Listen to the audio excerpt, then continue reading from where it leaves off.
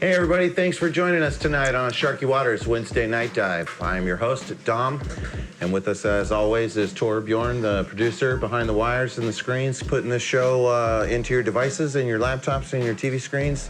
If you're watching it on YouTube, thanks for that. Thanks for the likes and the shares and the subscribes. Also with us as always is our Pro Shark Attack commentator, Cassandra Bryant. And you may hear a little bit of noise in the background. That's Logan Lewis back there doing a little bit of hydrodynamics, study of fluids, playing with water in the background.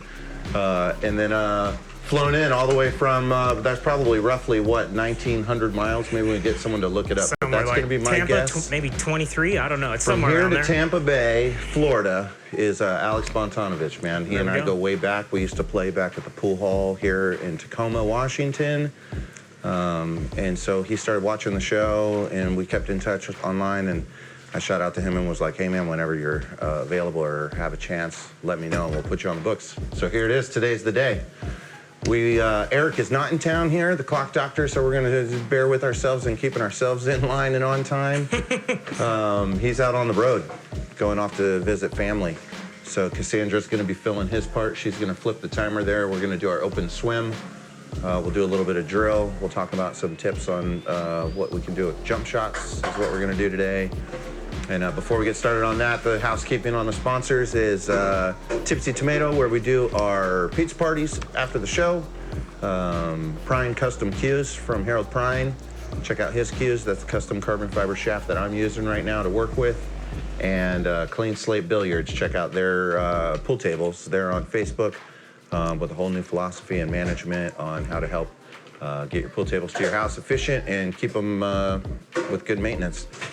On that note, I'm gonna say we normally don't do jump shot drills or anything like that, but you know, if you watch the show, we do a lot of jump shots. We don't shy from that type of stuff. It's an evolution of the game. Joe Rogan's got that video out there of him talking about, you know, he does the Pearl impersonation where he talks about back when we used to play, we jumped with a full-size Mucci, and Yeah. you know, it used to be outlawed, I suppose, in certain outfits of the game. But we got our jump cues. I think what I'm gonna do is to just set up, I'll put my break cue across the table this way. We'll start off keeping it simple. And I was throwing stripes out there earlier just so we don't scuff up the object balls that we play on. Sometimes when you play, if the exact contact point of the cue ball hits the exact spot of the object ball that has a little chunk of chalk on it, it can create a lot of extra grip there in what they'll call skid. You know, and so I don't want to scuff up the balls that way during our shark attack. When we're trying to be serious, we're gonna wind up skidding all over the place. Yeah, 100% serious. But we'll fire these out, and I'm thinking just hop off of the drill can look like this, kind of coming from here to here in a line. Seeing how many we can get over. Yeah, I like that. Yeah, and so let's hop over. I think it'll get harder and harder as it goes, but we'll hop over here, see if you can get in the corner. And then hop over here and just try and go straight into the corner. And if we can do that a couple times, maybe we'll put an object ball out there and figure out how to hop over it too. The way I was taught how to jump, and I get a lot of compliments on my jump shot game. I think a lot of it is because I'm tall and I have a natural angle at it. But Jessie from Billiards, Jessie's Billiard 911, she gave me a good jump shot lesson. And what she had said was, if you can imagine the cue ball as the stripe, and the stripes always have that halo of the color that on the top area right there, that's kind of the striking point of the ball. And so I'm gonna take that same elevation of it, and that's kind of where I'm hitting at it.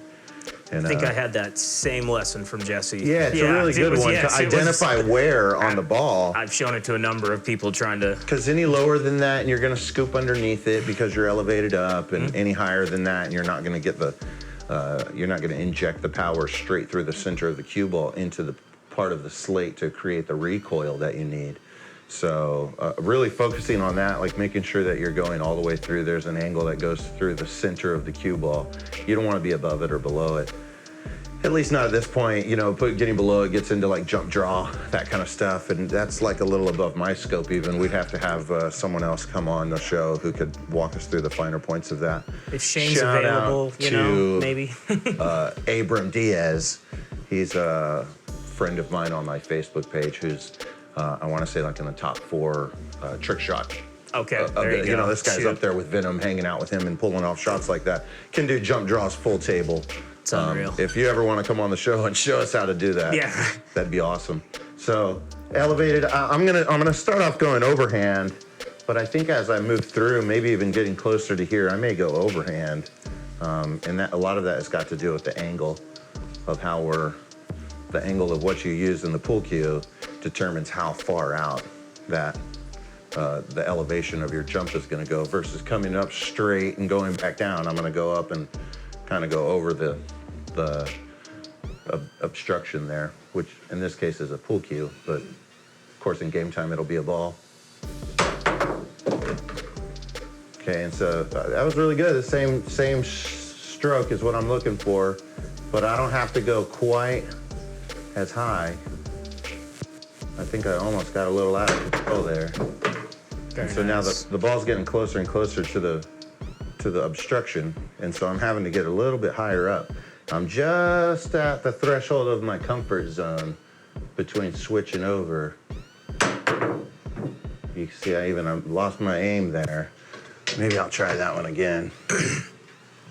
3,103.7 miles. To Oh Tampa. man, I said There we 19. go. Yeah, I was way off. Now that's driving though, right? I was lucky enough to fly direct line. I know. That's as the crow flies. Well, that being said, I did make that drive 3 years ago, so I do remember it. Yeah, you've got a fair point. I looked it up, Googled it, and of course Google Maps is going to be one of the top things that it shows. So I have also made that drive from here to Miami. Oh my God. That's a long one because Florida itself just seems like it takes forever to get through when you're driving all the way down like that. I drove through Texas, and that was about the flattest state I've ever seen in my life. It was unreal. 10,000 windmills everywhere. I'm still going overhand here. It really is like a looseness to the backhand, you Right. know? A lot of people You got- give the advice also of analogizing like throwing a dart into the slate. Yeah. And I think now that I'm real close, like I said, I don't feel comfortable getting this hit because I like to think of the angle. It's almost like a bank shot, like you're banking it off of the slate. And so the angle I want to come out at is similar to the angle I'm going in at. And in order to get there, I've got to kind of go overhand and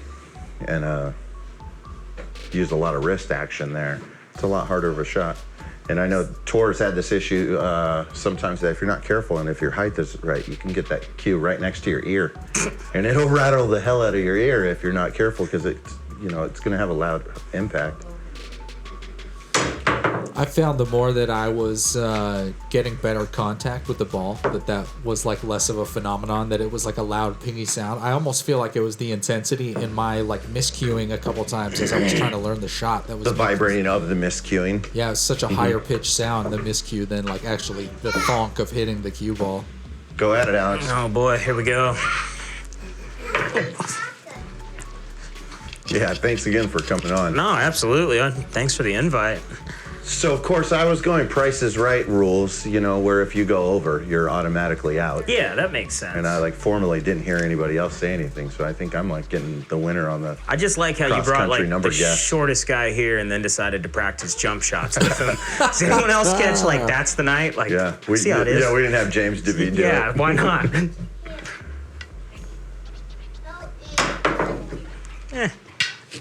I haven't hit a lot of jump shots in a while, to be honest. Unfortunately, I've been just trying to find a good jump cue and yet to really run into one that's just... Yeah, I was thinking before the show when we were talking about doing jump shots too. This is Eric's actually. He left it here for me to use. Mine got stolen. And shout out to all the people who hit, the likes and the shares and all of that stuff on that because I put a little post out there. And of course, they've not been recovered, but a big thanks to Harold Prime for giving me the pool cue that I'm playing with now. That's awesome. Just unfortunate that It we really have those is. people. There's so many pool cues getting stolen that I was thinking, we didn't create the Sharky Water Show with the intentions of monetizing it with likes and shares and building a huge following and stuff like that. But honestly, if someone was going to start a pool page in that regard, unfortunately, like a lost pool cues and lost and stolen pool cues page. I mean, beyond that, would be a pretty viable one. There's a Facebook used pool cue Yeah. market that's pretty phenomenal. Well, and I'm And, on there all the time, and unfortunately, on top of that, the stealing. I mean, the scammers out there. It is just absolutely horrible. I mean, people are scamming people for $100. And it's like, it's sad you're getting to that time. So shout out to anyone that is doing that, buying on those. Like, don't make sure you're using like the ones that PayPal is like, safeguarding that money, because some of these people use those on purpose. Well, and do the extra Absolutely. steps of Exactly. take the extra steps of put a review out there and say, hey, I had a friendly transaction with this gentleman and it worked well or it goes whatever. big. It goes because that goes a huge. long way of letting people know that that's something that you can do. And people are always going to create scams, though. That's part of I'll let that one go. the freedom of the world, I suppose. Yeah, it's unfortunate we live in a world where that is the case. But 3,900 miles. What was it? 3,100. 31. Yeah, but again, that's like freeway path. That wasn't a straight shot. But I've drove that, so That's yeah, a it's healthy long. number, though. I always like to bring it back to Purple Mountain's majesty, all the way to amber waves of grain. Oh, I mean, That's like the broad country to country is the distance we're talking. And we just had probably 38 minutes ago the announcement of our president getting impeached through the House of Representatives. Yep. I mean, that's a big deal, and there's a lot of opinions on that. I'm glad I'm in Washington instead of Florida right now. I was going to They say, might be rioting. we're talking about spanning. It's interesting that you have an opportunity to be here tonight because spanning the entire country, we're talking about way blue to way red, and the opinions that happen in this. I grew up in Texas, so I'm like constantly accused of being a tree hugger At least I'm getting when it I over. talk with my friends there. Oh yeah, no, I just tell people I'm a hippie from the Northwest. I'm happy to just say it now. It is what it is. Yeah, let the chips fall where they may. It's like if being kind to others makes me a hippie, and that's Yeah. cool. I'm all right with that. Yeah. Yeah, I guess that makes me a hippie too. You too. I think we're all hippies then. Yes. So that's Florida for you, though. Unfortunately, it's just like I shouldn't say that about everyone. There are plenty of great people there, but just the common denominator is it's a very red state. I mean, Tampa's a very blue area, but Florida's a very red state. Miami's blue too, though. Yeah. Well, and so everything is so polarized that it's so difficult to talk about things in a true transparency of the world. Going back to the scammers, my thoughts on that are, my mom has worked internet security for 25, 30 years, data security for NASA. And the people who are scamming your credit cards on the mass data breaches for Home Depot or the Equifax lawsuit that went through. A lot of people Target got money. have that big one? Target had one as well. Yeah. These guys are educated enough that they can infiltrate security systems on a cyber level. Not tall enough to get that one, Dom. No. Try it with the overhand. Are you trying it overhand? I've tried it plenty of times. I mean, once again, I feel like being short, it just feels very weird. We can pull out the box too. You just gotta throw the dart, man. Is there a step stool out here? Or, is that okay? It's a dart, dude. You gotta throw the I dart. know. I believe in you. Yeah, we're not gonna do that one because I don't want to. But so I can't. I can't do it that way either, Alex. The felt is actually going to be. I'm going to try it one more time. The Yay. felt is going to be replaced at the beginning of the year, and so people have to tune in to see what color we're going to go with. But it won't be the gray anymore. And where are they all? They all up there. Yeah, I was able to make a few. Trying to see the angle of that. It's a 14, right? It's like from where we're sitting in the commentary booth, it's hard to see, but with the overhead angle, it's like right up on the thing, huh? I 2 tried inches? it. I tried it a couple times and I cleared it once, but I couldn't get the accuracy to it. That's what I wanted to try again for. Yeah. Yeah. But so I was saying the data security, there's opportunities where if you were a hacker, so to speak, you could hack into NASA's databases, and at the end of the wormhole, there'd be like a job application where they're like, "Congratulations, you've made it this far, and thus proves your skills." That's something that we may be able to use. And there's this real weird gray area between having the skills that hold society together and having the skills that can unravel it apart too. And so you got people who have collectively gone together and they scammed Target for several $1 million. And essentially none of that came out of our pockets because Target paid for it and it's all insured. And I'm not trying to advocate victimless crimes on the cyber level, but I am trying to say, do you want those guys working in a sector of the government? If you're truly a red voting citizen who wants zero big government in your politics, those are the people that are going to be ushering in the Orwellian, security surveillance state.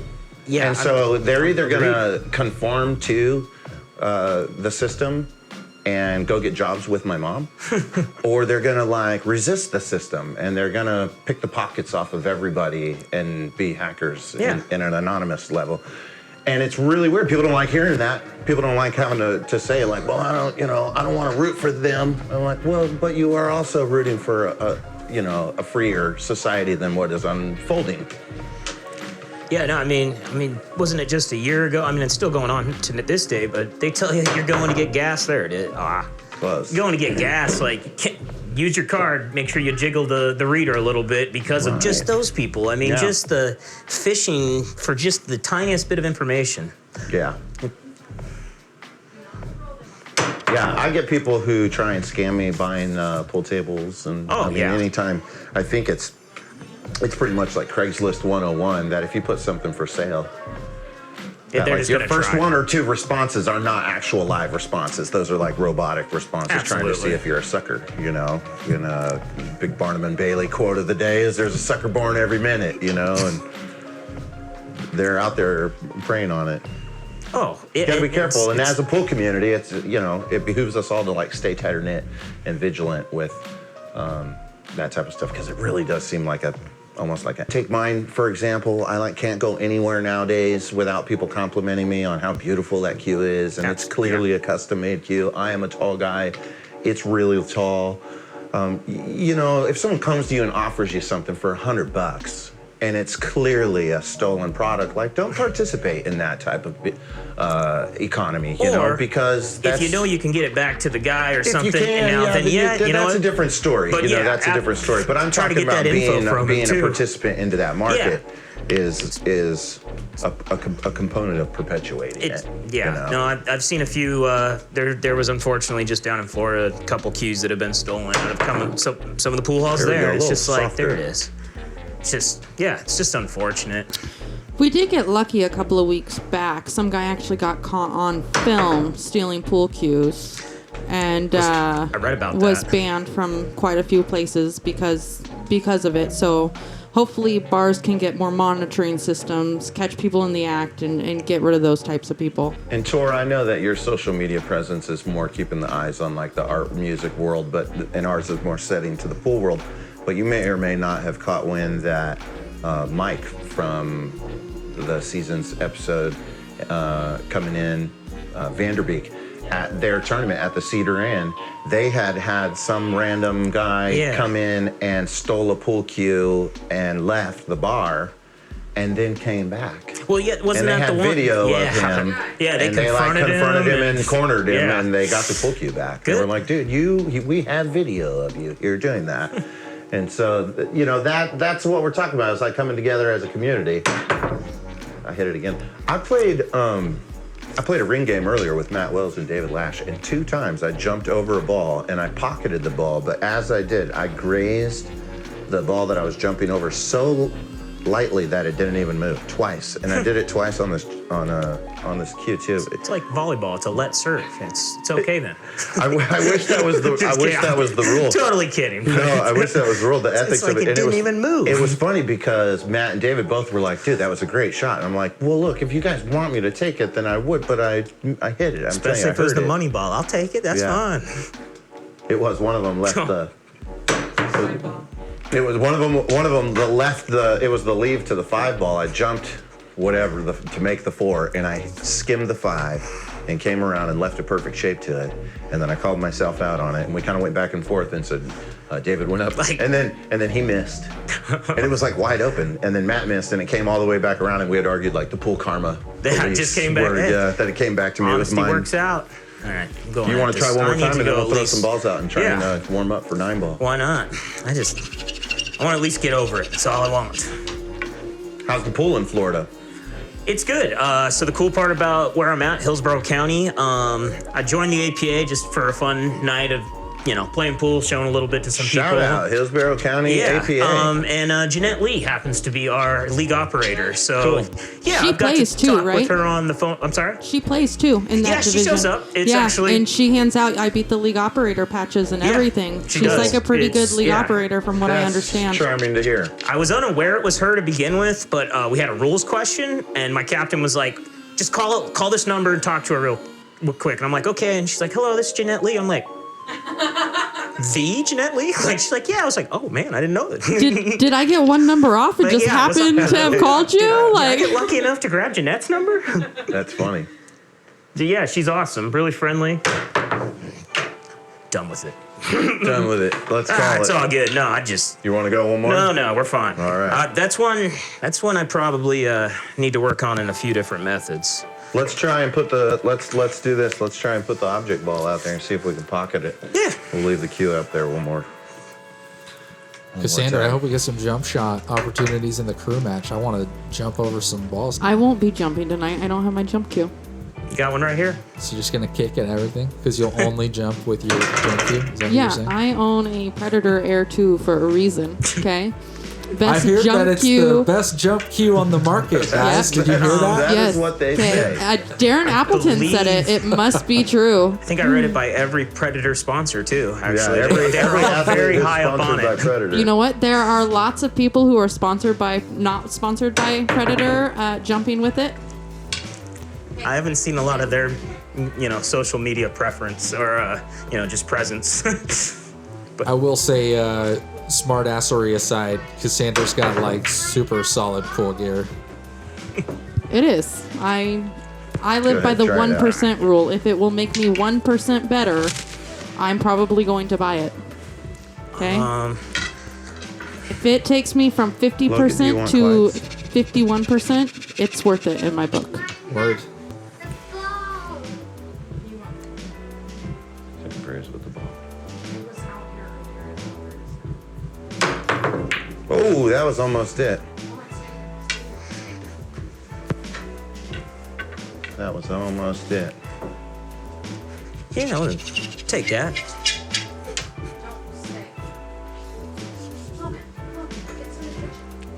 It probably end up being we'll have like 0 jump shots in our match now. Or it'll be all jumps. Or to be all jump shots. I'm gonna be ready for it. Definitely after this. Shoot. All right, let me throw a rack together for you. So, obviously we know, but the people tuning in from all over the place don't know that you're here from Florida visiting, and your day job is caddying. Yes, yeah. Professional caddy in the sense that I pay my bills with it. Yeah. Not on tour by any standard, but work at Sand Valley Golf Club or Golf Resort up in Wisconsin for the summers. That's Kaiser's new property for those people that know like the Bandon Dunes and the Cabot Cliffs in the golf community. And then a place called Old Memorial in Tampa, which is, to make it easy to know, it's the owner of the Outback Steakhouse. Okay. Owns that property. Yeah, he's one of the 3 major owners. So it's great, and get to carry golf clubs and meet people every day. Seems like Yeah, a lot of that time has got to be pretty casual, right? Oh, yeah, absolutely. It's just hanging out and but if you're not your guy's best friend by the end of the round, you've done something wrong. yeah. Yeah, well, that's like kind of going back to that full spectrum of political arenas, to being able to navigate somewhere in the middle at the very least. Depending on who you have, yeah, you got to figure out where you're at and what you can say to what people.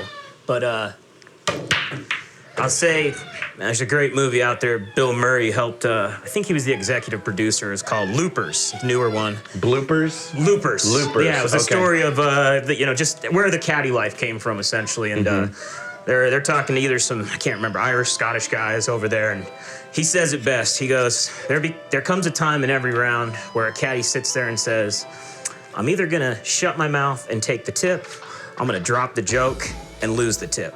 And he goes, 98% of those caddies, they're gonna drop the joke. That's how we are. I mean, we're just fun, easygoing guys for the most part. Is it knocking? I thought I was hearing knocking. Sorry. Music off of Beat Boys Radio. For some reason, I thought I was hearing it downstairs. We're just easygoing guys, just trying to help somebody shoot a good round of golf. So, I mean. Yeah, well, if it's anything like pool, and I don't play golf, but people ask me all the time, and I tell them I know how hard it is to put backspin on a ball from 9 feet away. I can't imagine doing it from 90. You know, that stuff blows my mind. Well, but I can understand how the psychology of it is in there, you know, and how someone can have an off day and you can tell them, oh, well, that's because you got all your change in your left pocket, you know, and you got to put all your change in your right pocket. And then all of a sudden they have a great day. Oh, you just got it, yeah. It's the power of staying positive and the power of kind of grinding through my favorite thing. Mental tendency to gravitate towards our worst self-deprecating voices. Yeah, absolutely. You know? Like the golf course is where you will see people just be completely horrible on themselves. It's much like the pool table. I mean, people are so harsh on themselves. It's crazy. Yeah, we become our own worst critics out here.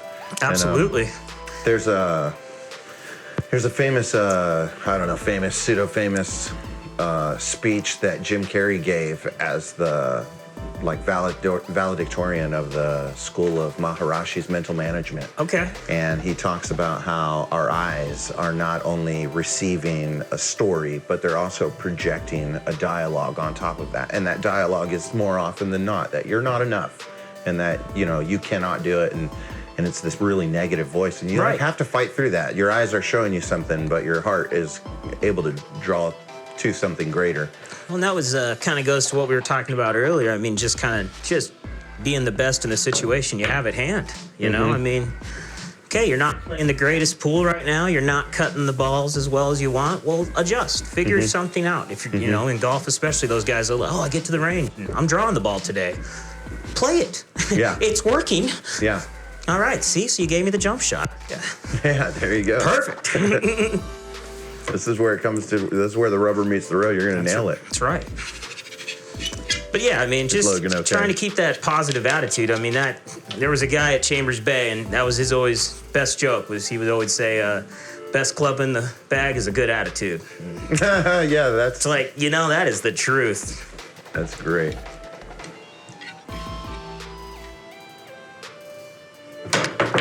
Now, you used to walk Chambers Bay, right? Yeah. I've been there for quite a while. That was a big event here for the Tacoma area. That Open was incredible. I think exposed to a lot of the local community just the size and exposure, or the size. It exposed the size of the PGA and so they'll be following. They'll be back. You know. Mike Davis, the director of the USGA, he wants to bring them back. He loved it, this area. We were so well. We just embraced that tournament so well that he could tell. Now we got to try to get some sort of a pro pool tournament up here and bring up all the other big guys. You mean again? You mean again? We had one. Oh, I mean another one. We got to get up some of the bigger names, you know, like the Shanes and stuff, and that would be awesome. Shane was here. When? He played in the Chinook Ones Open 2 years in a row for April in Oregon. No, absolutely. I'm sorry. Okay. It's been a while. Jason Chaw was there. Yes. Corey Deuel was there. Oh, I remember all those. It's been a while, has it not? I'm just saying, we just got to get that back. Yeah, that's all I'm saying. I remember that. Sky was there. Ago. I can't remember who Sky was talking to someone. And I think that the real problem here that if you tune in with is that there's only. I mean, you guys just did it. You guys just listed like the top players. And those guys cannot be everywhere all the time. And so pool has a bigger problem than that, you know, and our solution, especially here, like at the Sharky Waters venue, is to like go from the bottom up, you know, is to attract more people to the game. The fact of the matter is that pool is played by more people than golf. We're absolutely. We outnumber every sport nearly next to everyone but jogging. You know what I mean? And when you consider that, we should be able to collaborate the masses and the enjoyment of what we're doing through a level of camaraderie that isn't necessarily hinged on competition and hinged on like being the best. Because, and again, going back to the population of a red and blue state and the governance of politics, that there can only be 1%. You know, and so like, who do you want that 1% to be, and how do you want that to orchestrate above the other 99? that's kind of like a collaborative dance, if Yep. you will, especially in our pool world.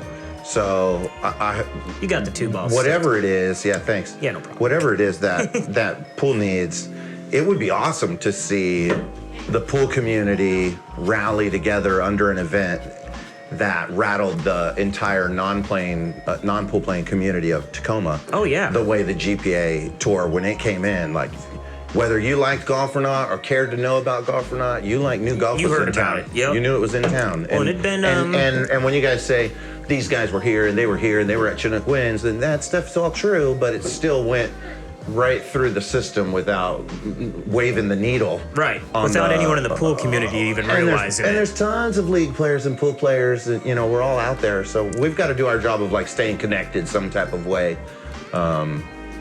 outside of that stuff. Well, and in then my I know mind. for obviously Shane's coming down to Oregon this week. Yeah, Cassie gets to go to that's- that. Yeah, I know it's so all sold stoked. out, but what is he? Is it sold out already? And you Oh, got I your think- ticket? Yeah, it sold out Cool. quick. I know originally they had posted something about a Thursday night opening Mm-hmm. because of I don't know if it got canceled, but originally they had opened up like, I want to say 6 to 10 o'clock on the Thursday night prior to the 2 classes. Yeah, I think he comes in like Thursday morning Yeah. and then leaves Sunday morning because he has to go to Qatar for the World Championships. No pressure there. Yeah, right. Or, no, sorry, he's just coming back from Qatar. That's what it is. He's Because they're just in the coming World back. Championships Cutter? now, right? No, he won. No. He won like straight pool or something like that. Yeah, he won the straight pool championship down in Florida, and then he Yeah. went to Qatar for that championship. Yeah. Now he's back. Fedor Gorst won the 9-ball. At age 13, 11, 19. first one to win a WPA event with the carbon fiber shaft. Thank you, Facebook, for Interesting. letting me know that. Yeah. Well, that's how the information comes out nowadays, Oh right? yeah, no, that's all it is. Is like QTech wants to let you know this. Like, well, that is kind of cool. Well, that worked out. That's part was- of, there's so much information out there and available to be shared like that, and it's the slippery slope of having the data collection. You know what I mean? I mean, how when often people do you say, just- like, Siri is listening to you, and, Right. and all of that. I mean, just Looks talk like our about timer something. is out of Oh, is it? stand. Man. It goes by quick. If we and then only I can had see a- Logan over here. Logan, do you want to come play a little bit for just a minute? All right. You sure? We're gonna have Logan do some hits while we take our little break. Yep. And then we'll come back to the Shark Attack. Sounds good. Okay, let's go hit some balls. Come on. Your apple juice is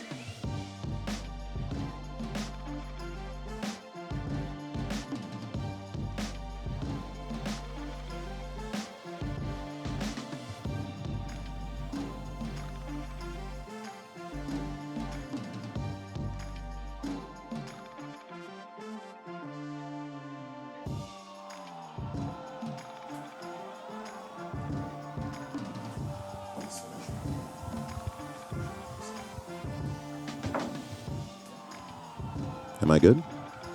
Yeah, I hear myself. All right.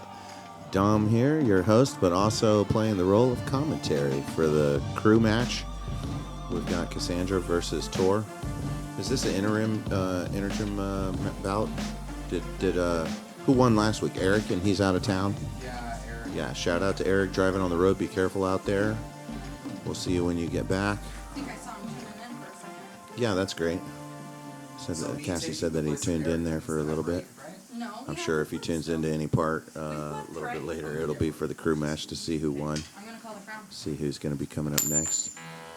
Of course, they flipped the crown VIP, and crown it is. Cassandra gets the classic crown. We've been talking about how we can up the production of the Sharky Waters show around here. And some of that has been the mention of maybe trophies or a belt for the crew match that gets passed back and forth. And that evolved into each individual crew will have their own widget and that they have to give up after someone beats it.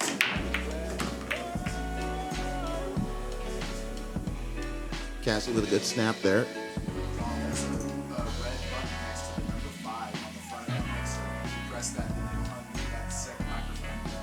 There you go. Dom playing the role of producer. Sound control. Give me a test run over there, Alex. A little bit closer to your mouth. No, we might need Tor's help here. A lot of buttons. Which red button?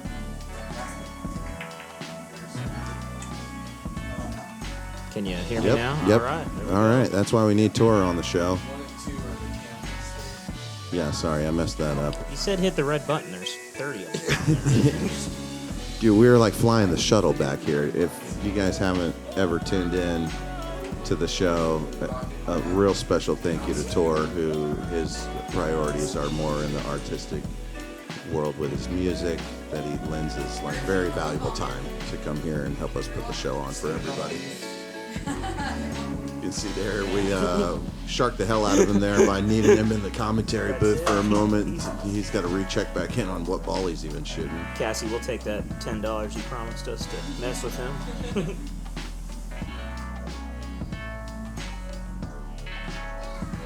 Looks like he's jacked up over a ball here. Is that? Yeah, he's right on the 8 ball behind him. A little miscue, but he's going to get there. He's going to get a safe hit. It's not going to be the worst situation. It's not the situation you hope for, but it's the one that you remain grateful for. Cassie's got to look at some options here. Clean living shot, as they call it. Ooh, just a Gonna get little. safe right here, though. Even better. Just a little wide on that angle, but really locked up Tor.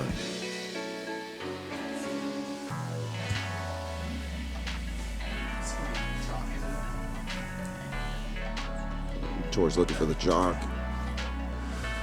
That's a classic shark. That's a classic shark move. If you guys don't know, you can take the jock off the table. Some people even try and get their hands on their opponent's pool cues and wipe the chalk off the tip. Isn't that a trip? That's some foul energy, man. That's some craziness right there. Yeah. Oh my. I feel like you got some did you bad want karma the coming your carbon way. fiber?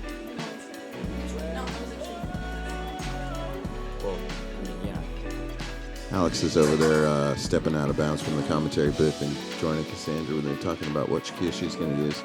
I'll go ahead and take the time to say that she's not shooting with her equipment today, so see if Tor can pull that to his advantage. But you can see Tor's not playing with his Joss cue either, so you've got to note that you don't hear any side mutter from that guy about that. You know, equipment's just not a real concern for Tor on how he wasn't brings aware himself that- to the game. I had subpar equipment, but I guess that's what she's trying to tell me subtly over here. Cassandra is self-proclaimed bougie. That's right. Yeah, she really is proud Not bad, proud to be just that, bougie. and She's good and bougie. and there's nothing that changes in that when it comes to her pull equipment. You know, she's got the BK Rush that she shoots with. lends that to people often, and every time you see someone shoot with that thing, they break the balls open to a huge explosion. Then they turn around, they look at her, they're like, "Oh my God!" And Cassie's just like, "Yep." Good try there, Tor. That was a real good try. You looked at all the different angles to it. Looked like it had a little skid right off the bat that kind of threw it. Yeah, I can't honestly say if he was trying to go one rail or two rails, but I wouldn't have been surprised either way. Both ways were pretty tough.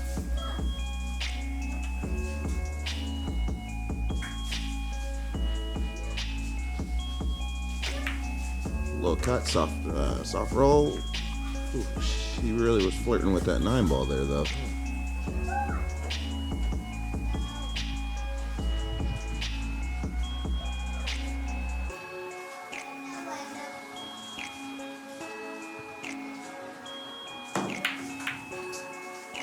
A little extra time on that stroke. I don't know what it was that she was thinking about or considering when she was seemed pretty normal. But kind of left Tor with a precarious combo, maybe even a carom. It's hard to even say which way he's going for right now. Maybe he might even be playing safe. Tor's got a pretty strong safety game. Carom. Nice shot, Tor. Yeah, great shot. I like how he thought it out, and unlucky on the leave. It's got him pretty pinned on the rail there with the 2-ball. You can see Cassandra off to the side, still Cassie, looking for different equipment. Yep. Cassie's over there sharking Tor. Sorry, my barrel was too long for you. You got to get used to those type of things, man. I get it. Oh, he almost kicked the 9 in. I've been guilty of being that person who, gets pretty overwhelmed at the little details. And I even, up until Harold Prine gave us the Optimus Q shaft, because it's got a small ferrule, that I was like real favored to a longer ferrule. And at the point that it was gifted to us as a sponsorship thing, I felt like I wasn't in a position to be ungrateful.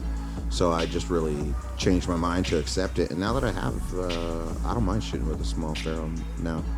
Well, and I've been shooting lately with the Jacoby Black shaft, and funny enough, just getting back in town, finally able to get back a shaft that's been broke for a couple years that Clark got around to fixing, and I've been using that all night, and Jacoby might be going right back in the bag, just because that shaft is just so. Not to mention, Clark just does great work on a shaft when he's repairing it. Yeah, shout out to Clark. I know that I've offered him out to come on to the show, and he's said that he'll come sometime when the time is right. I know Awesome. Everybody loves him. Yeah. Clark, one of the, obviously, Now, Cassie had a Tacoma pool community. Cassie had a cut into the corner. They call that like a blind pocket because it's kind of a reverse angle. She rattled it and snugged it behind the 6 and the 9, and then got real lucky for the shot she was shooting. It was a bad draw, but for the shot she wound up giving Tor, it was perfect because it kind of hooked him behind that 8-ball. And you see, he was pretty frustrated at what they call the roll. You know, you get that lucky roll, and so gave it his best swing to try and get to the 4-ball. Gave her ball in hand. That's 1 for him. We'll see what Cassandra does with that. Well, she might be going for the 9 here. It looks like she's aiming up for that.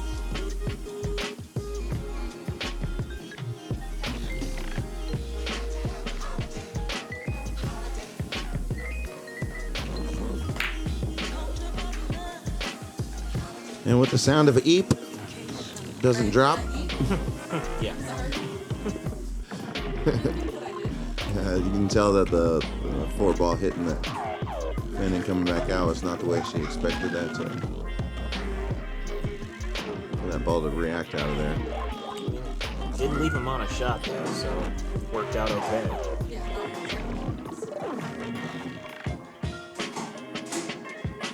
I don't know. I think Tor's got a good line on what he's looking at. Yeah, it was a good try. He didn't seem too intimidated at the line at it. He just kind of saw it and went for it. It wasn't favorable, but you can't veer away from those type of things. Left a lot of cloth. We got Wet Logan here. Yep. It's wet.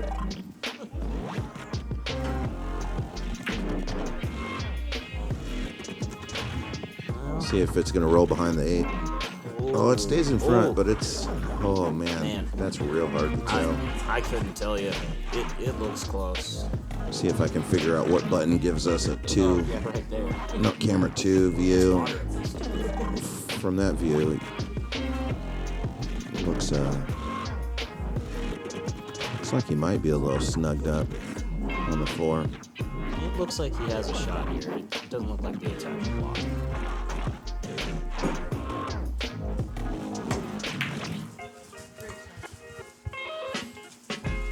Got a good hit on it. Yep. Fortunate to leave.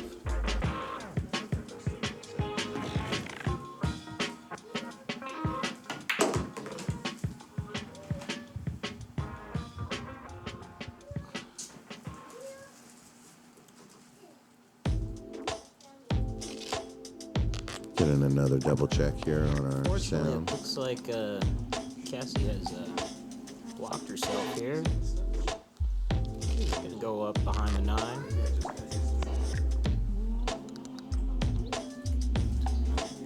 Test 1, test 2. Sounds pretty good. Ready for the radio, man. Once again, us trying to shark Tor over here and help Cassie out, obviously.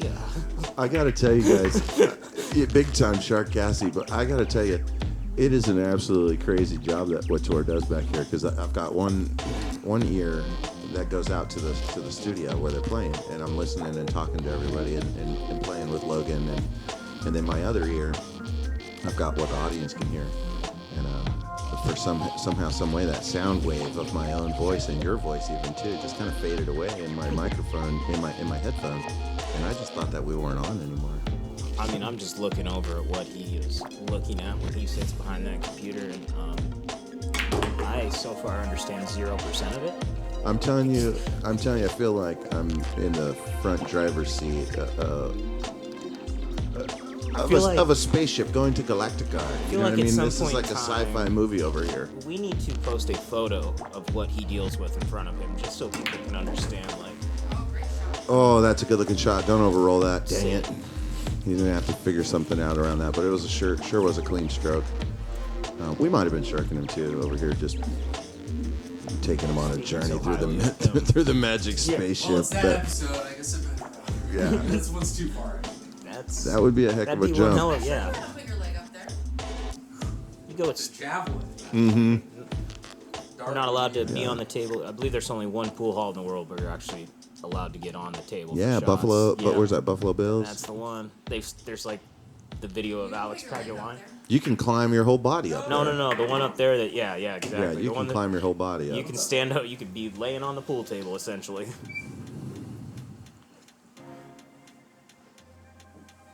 So you can see there that we had a little Logan there. He might have been a little causation of that ball in hand that Tor gave to Cassandra, but she's going to have a relatively easy work of this 2 balls here.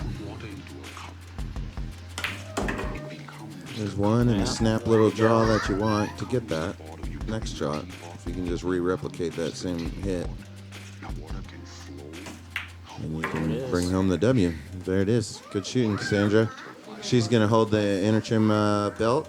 We'll have to figure out some type of way to tally those up, but certainly her and Eric are going to have to go up because they both have both leading with victories. Might have to be like a race to 2 to figure out who the. Oh, that's a good way to look at it, right? To crew match that you have to if 2 people have one. Well, I know that Tor speaks about getting his watch that is in the shape of a DJ turntable as his icon trophy. And if you guys can put in your imagination that Cassie not only wears her tiara proud, but she's got Tor's turntable watch as well. Yeah. Living large. Well, we're going to take a short break.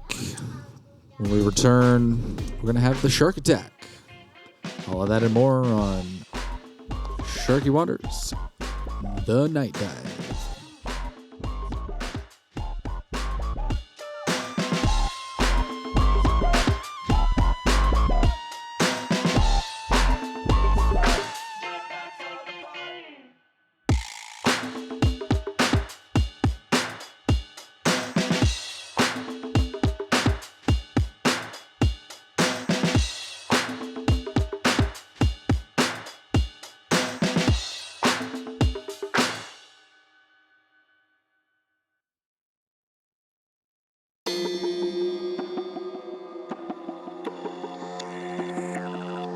We would like you to participate and tell us about your experience.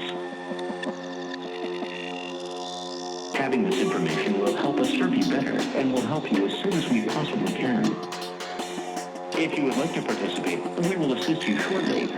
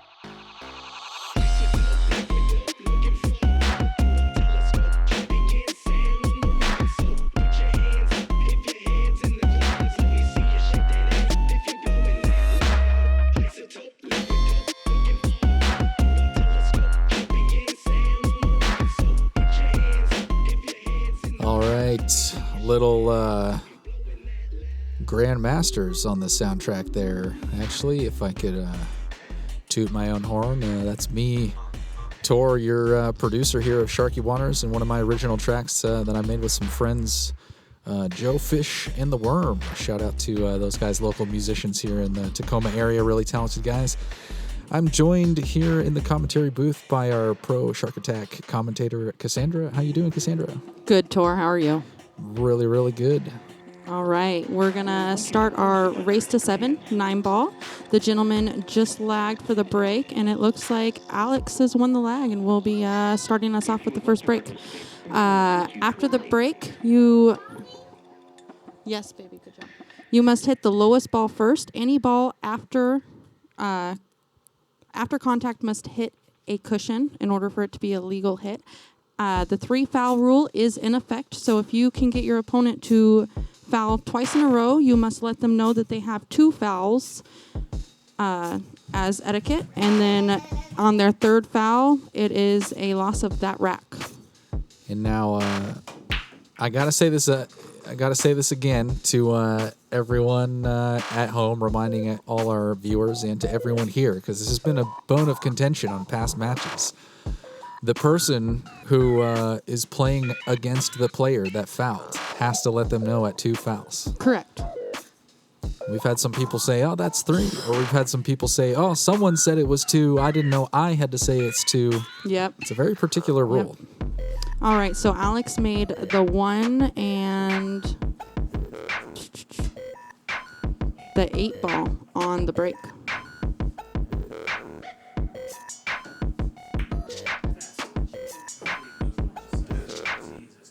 Can see by the body language there, he didn't quite get what he was hoping for, but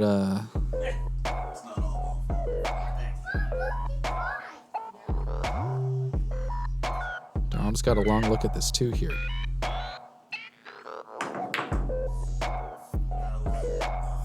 He almost double kissed it into that pocket. Almost got a nice little graze off of the cue ball. Logan, stay here.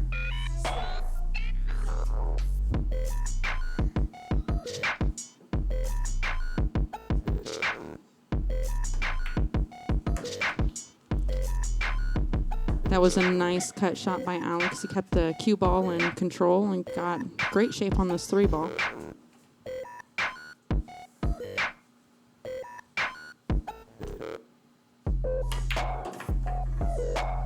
Great drawback off of that 3. Has a good look at the 4 here. He's looking at his angle that he wants to be on for the 5. Figuring out how he's going to get the cue ball right back to that same angle, almost where he is.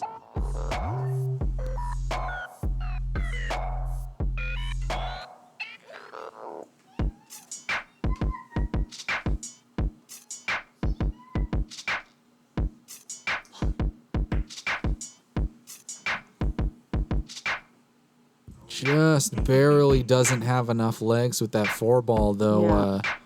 He did come in contact with the rail, so that is a legal shot. Dom will have to sink that in the corner there.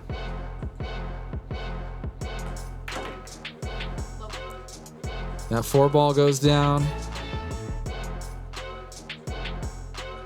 About a half table back to take a look at the 5. Definitely has a sharp angle on this 5.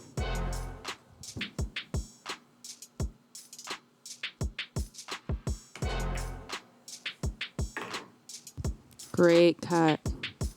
Comes around and gets great shape on this 6-ball. Great natural shape to come around for the 7-ball. Yeah, that was nice.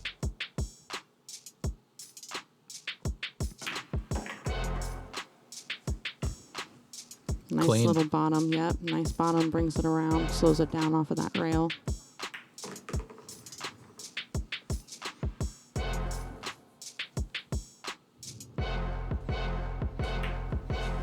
I'm always so jealous of the boys who can reach 3/4 of the table like that. I always have to grab the bridge for that shot. I have to leave myself no further than 1 diamond past the side pocket.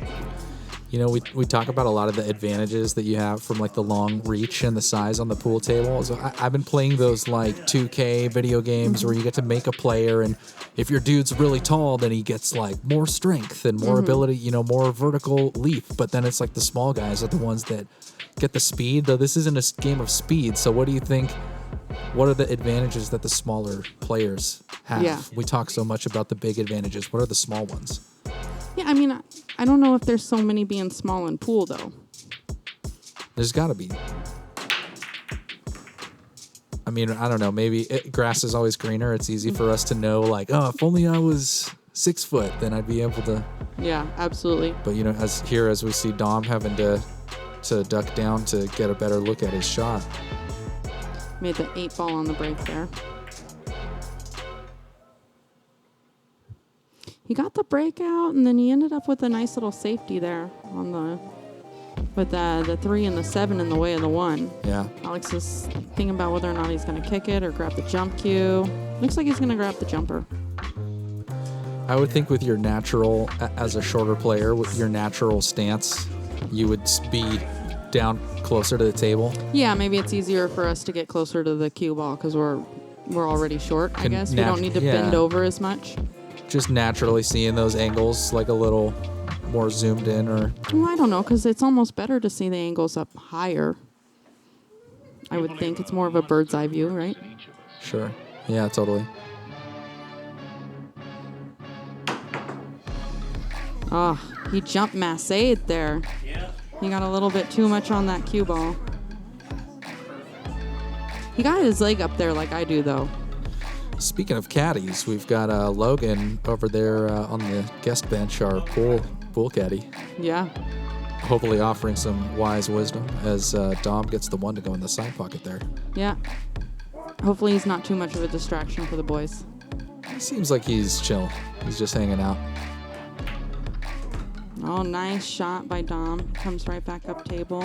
Gets a little long on this 3-ball, but it creates a natural angle that he needs to get back without trying to overstroke the ball.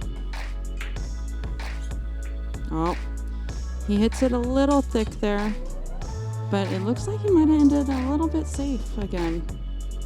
Yeah, I don't know how much of that 3 ball he's seeing around the 5. Looks like not much, if any. I know, right?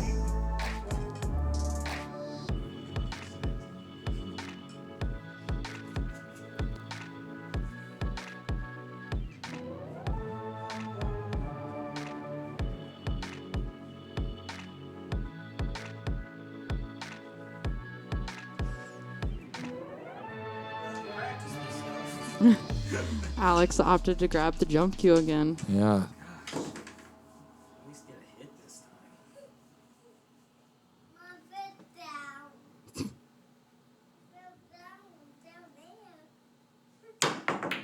Oh, good hit. Got the hit. Oh. Fortunately, he scratched. It's twice in a row right there. Oh, and Dom tells Alex that he's on his second foul. That was too bad. It was great lift off of the 3. It really was. And it looks like if that angle was just slightly different, he would have got an easy corner shot there. Yeah, and, I mean, had maybe to leave even on the next ball. Maybe if he had hit it a little bit thinner than 2, he would have gotten a carom on that 9 ball. I didn't even think about that. Dom goes to play the safe. He doesn't quite get it though, and he almost scratched.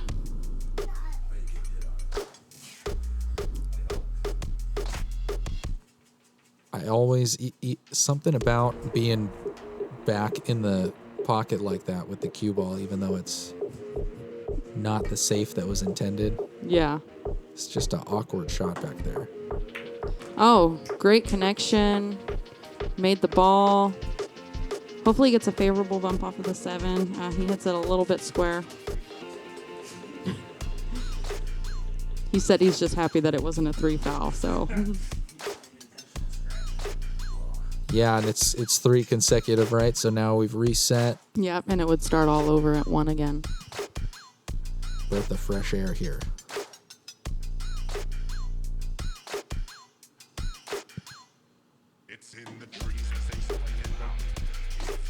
He overcut that one a little bit. He missed it on the pro side.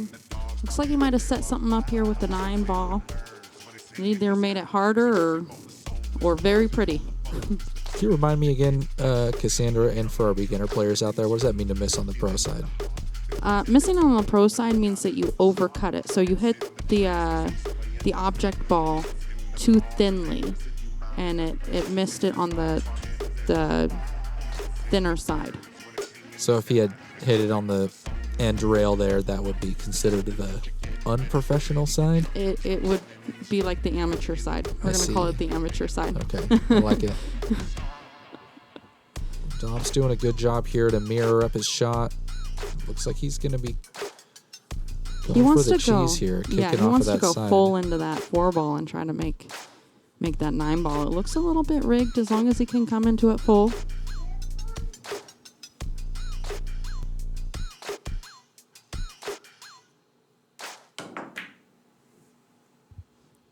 Oh, it almost went. No. Oh, the cue ball came around and scratched. It's unfortunate, but... Went for the cheese and got caught in the mousetrap. Yeah, exactly.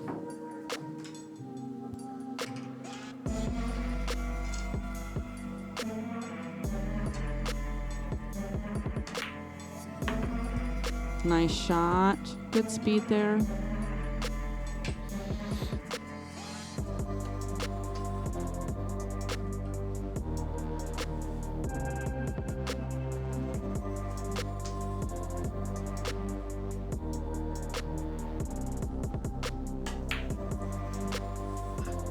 Does a little dance and hops right out of that corner pocket. Yeah. Unfortunately, giving Dom another look at some motion here on the 9.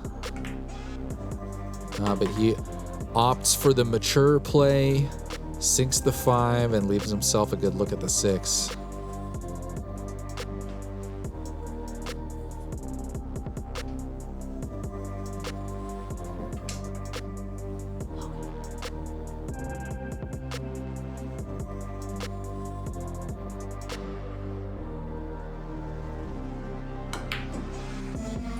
Oh, he hit that one just a little bit hard and kind of threw it out of that pocket with that speed and the velocity. Same song and same dance as Alex's previously missed 5-ball, and he'll send the table back to Alex. Yeah. I mean, when you're throwing balls into the pocket that hard, it has to be perfect, you know. Just like kind of a swish in basketball. It has to be in the center of the pocket. Otherwise, it's just going to fly right out. Yeah. Oh, he almost made that reverse bank there. Almost got a little bit of help from the rail.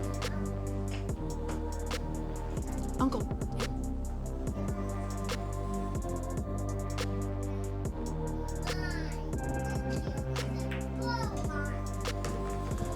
Nice. 6 in the side pocket. Nice soft touch there for a good leave on the 7.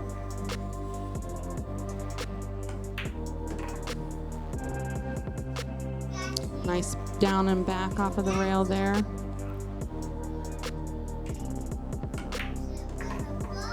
There you have it. That's another win to Dom. It looked like maybe a little touch and go towards the middle of the game. Obviously, we saw the table going back and forth between our competitors there. But in the end, Dom was able to close it out. That's going to put our score at 2-0. Alex has yet to get on the boards. I think those 2 safeties and him having to try to jump his way out of there, and maybe a little mental block potentially from that tough jump exercise earlier. But I have a feeling that if he has to jump up on a ball again here, he's going to find himself in a better position than he did on those first 2. We've come to know Alex has got a pretty good game behind him. But does he have a better game behind him than Dom? Or for the night, we'll find out after this next break here. Big break by Dom. 8 goes in the corner. Third break in a row where the 8 ball went in. It's interesting. Makes me wonder if they're pattern racking.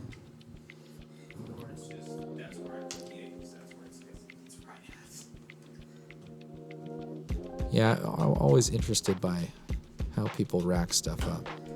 I tend to just doesn't quite cut the 1 straight down the rail there. We'll give it back to Alex. I'm real particular. Obviously, 1 and 9 can't move, but the 2 is the only other ball that I've got a specific place that it goes in. That's just. Where do you put it?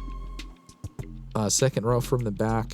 If I'm facing the rack behind it, then it's on the right side. But from the view of the person breaking, I guess it would be on the left. Okay. And it came from me playing Eric in a lot of games, and he's got a real consistent break. And when that 2 was on the back, it used to be at the very, very tail. Mm-hmm. It would just end up in a place that was real favorable for him, and I didn't want to give him that easy 2-ball run after the break. Yeah. Great carom attempt into this 3-9-2 by Dom. Made short work of that 1 ball.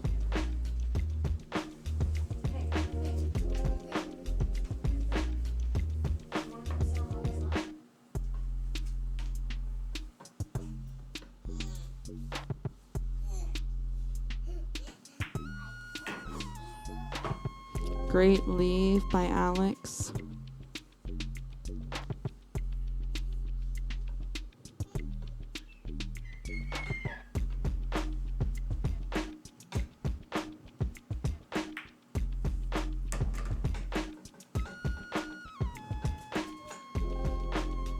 Nice shot on the 3 ball.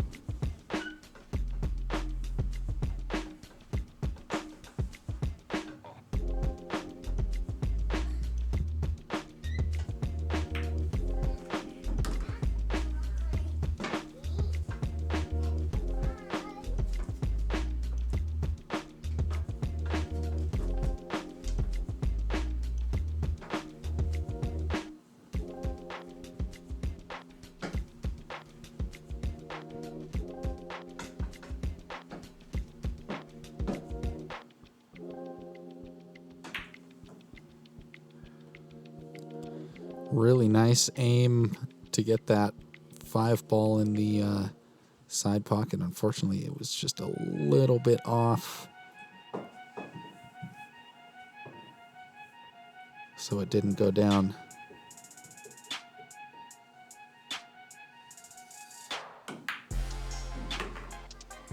Dom's able to slice it right down the length of the table into the corner pocket. Looking at the 6-ball now.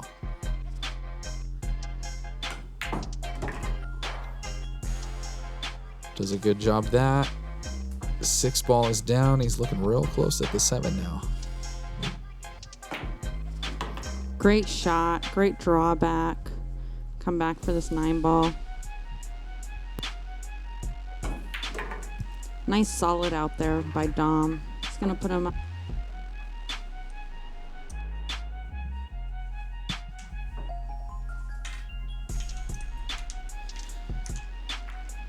Well, I'm not one to try to use this platform overtly to talk about my music stuff that I do outside of Sharky Waters, but I am real excited to say thanks again to everybody who's been listening to all the tunes on our playlist and having all the nice things to say. And a few of these tracks are unreleased, and they're actually going to be coming out in 2020.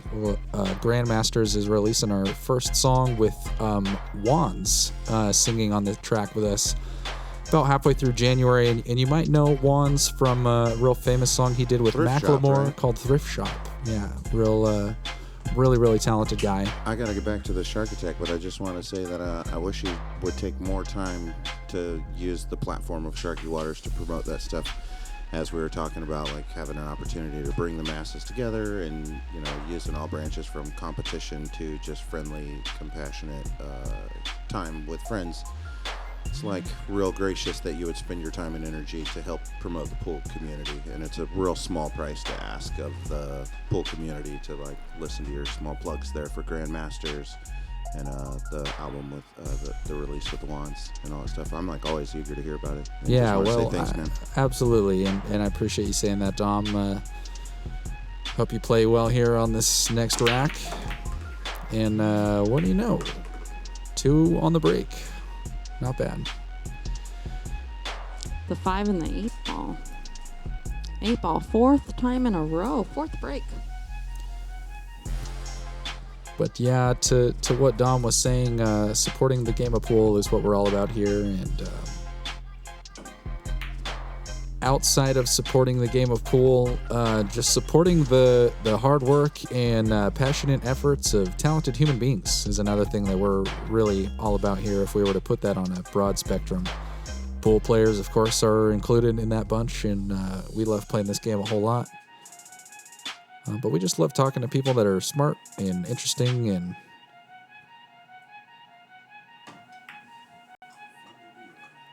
yeah, fun to be around, I hear Dom say in the background. Ooh, Alex, That's absolutely true. left a tough shot here for Dom. He didn't get the one that he was looking for, but he sure is fun to be around, so we'll keep him around for another couple racks.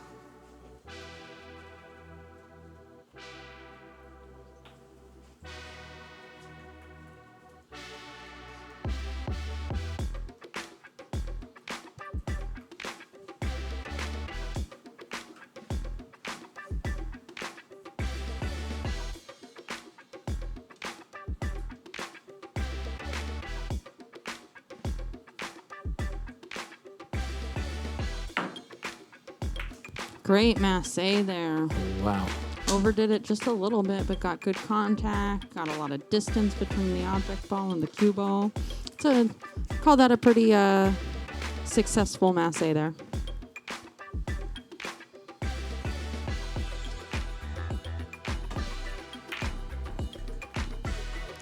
Great try by Alex. He did successfully bring it back to the other end of the table. Didn't leave an easy shot for Dom.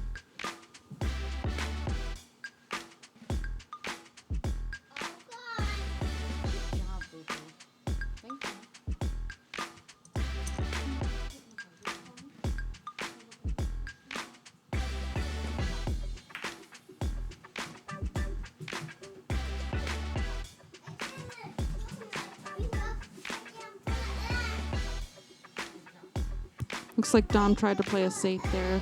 Sneaked out just a little bit further than he was hoping.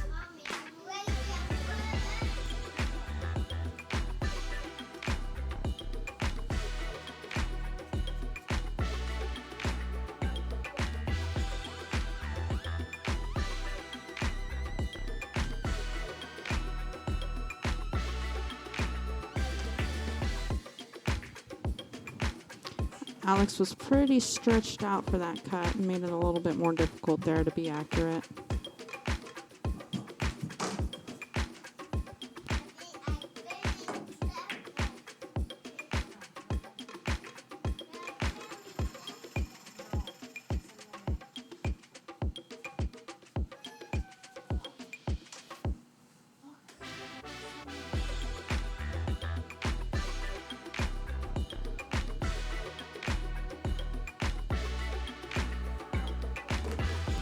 Great cut by Alex. Looks like he really felt that shot.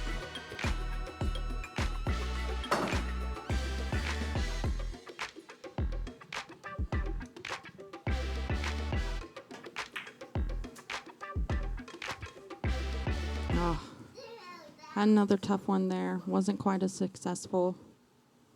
Did leave it real tough here for Dom. Not a lot of bank options either.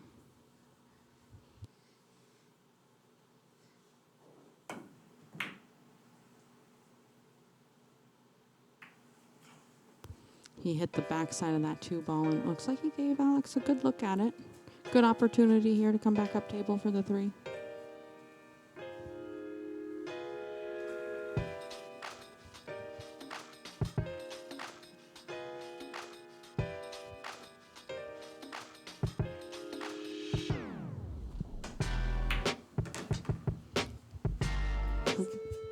Great natural shot. Great shape on this 3-ball too.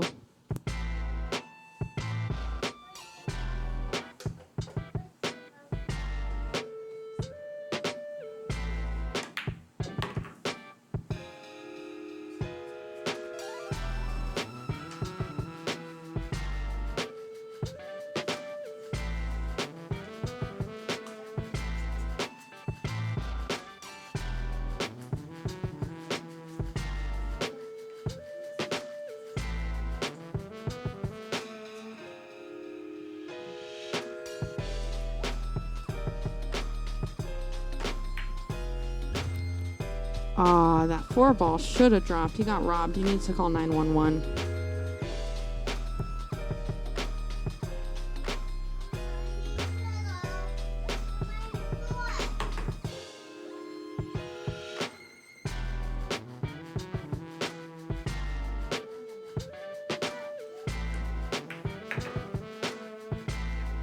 Great shot by Dom. Unfortunately, when he kissed that 7-ball, it forced a scratch there. It's pretty unfortunate. It's going to give Alex an opportunity right now.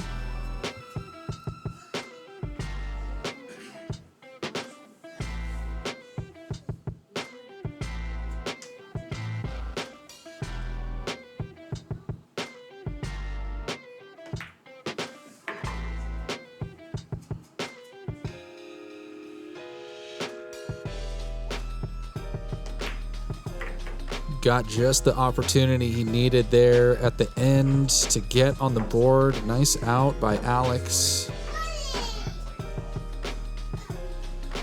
3-1. Alex will be up to break next as Dom sets up for the next rack here.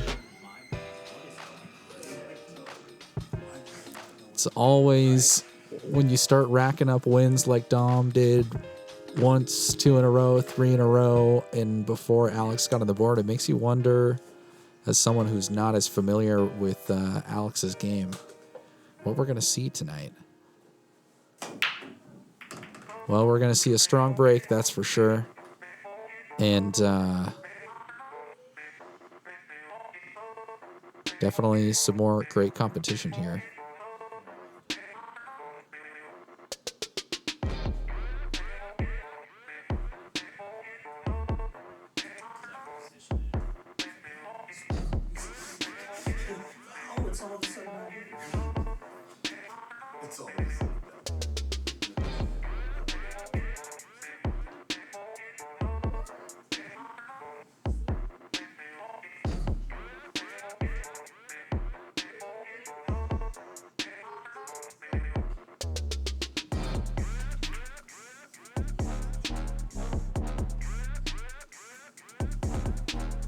Great safety there. Looks like Dom's going to be breaking out the jump cue.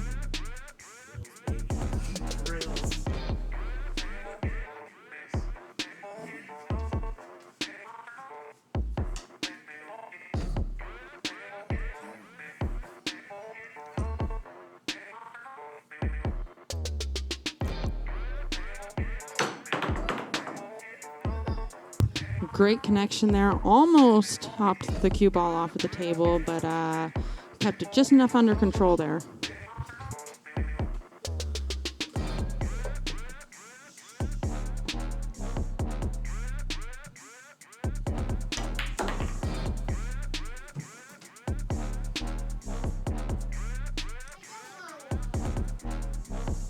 Swiftly pockets that one in the corner. We're seeing a lot of these balls up on the rails and having to get a real thin cut to get them go straight into the corner. Nice soft touch. Solid looking stroke. Doesn't get the ball to go, unfortunately, but leaves Dom in a little bit of an awkward predicament here with a gang of balls between the cue ball and the object.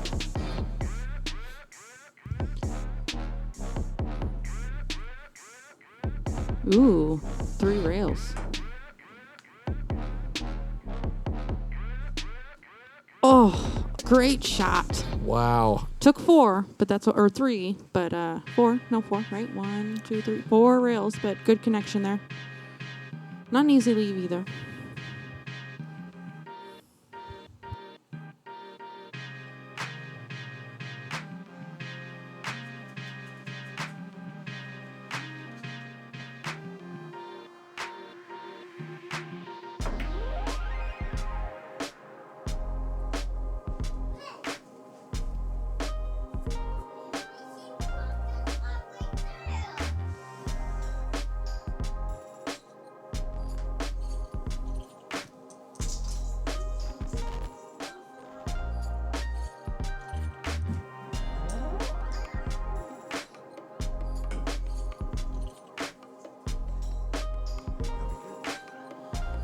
Strong safety by Alex. Dom tries to kick out of it, and he ends up giving ball in hand back as he misses, is unable to make connection with the ball that he was aiming at there.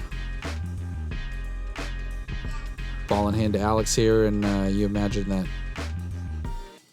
he's going to be able to get something to go with this.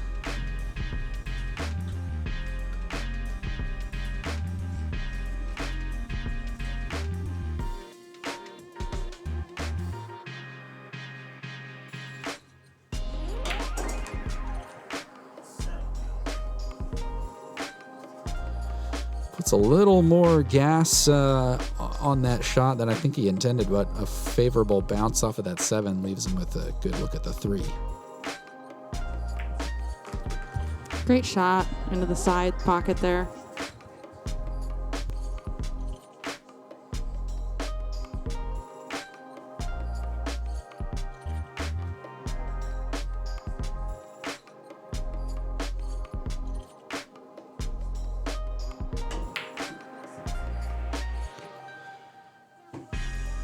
Little stiff maybe on that attempt on the 4 ball.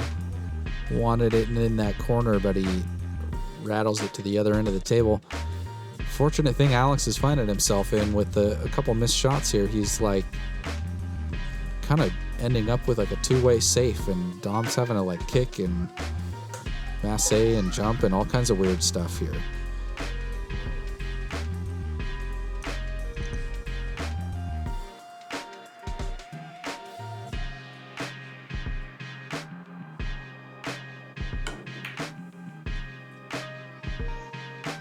Big kick around the corner. Doesn't quite get it to go, but just a long, awkward shot on that 4 ball. You can see Alex walking around the table here to survey the situation,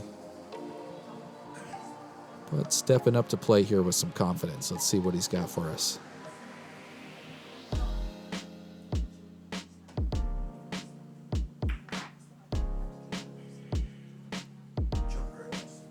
Finds himself same story, different chapter, where he didn't get what he was looking for, but he's left Dom with this awkward like 2-way safety situation. Dom's gonna be jumping at this one. And those practice shots in open swim seem to have paid off. 4 ball goes down, made it look easy too, and I know those shots aren't.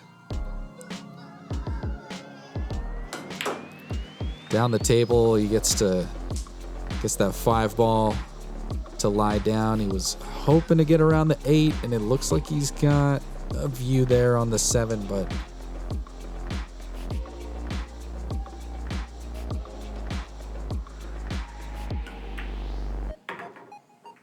rattles it around a little bit, but it does fall. Bounce off of the 8 as that cue ball comes back around.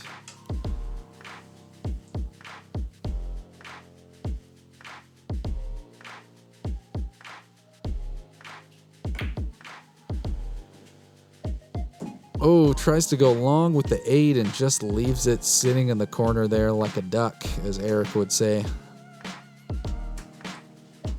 I remember the first time I heard him make that reference, he just goes, it's a duck. And I didn't know what he was talking about. Thought it was so weird. Like a sitting duck, I think. Well, and that one was a sitting duck. Just got the fin. Saved by the fin. And he's able to close out the 9 in the corner. Nice out by Alex. And boy, I gotta say, I'm just getting blown up with text messages right now. Yeah, Alex is definitely making a comeback here.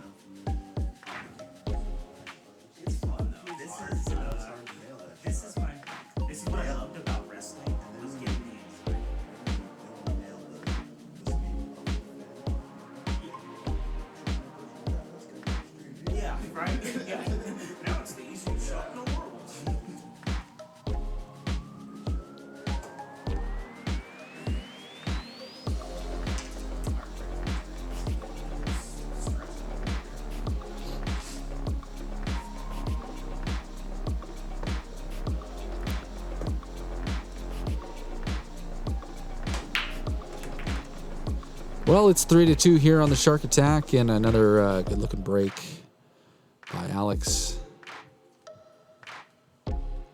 A nice out and a good break. Yep, 7 ball on the break is down.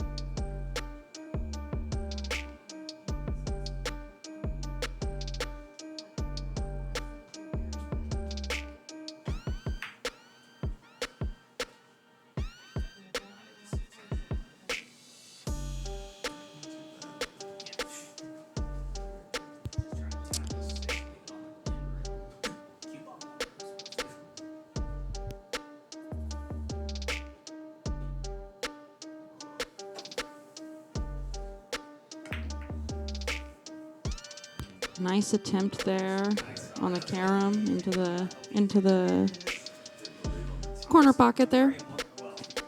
Left a good shot for Alex though.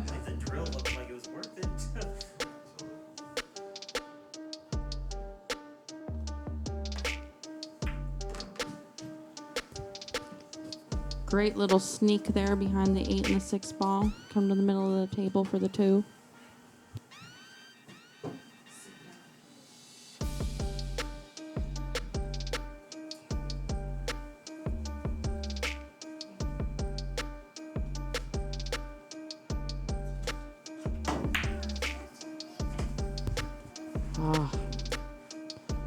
Fortunately, he misses the 2 in the side pocket.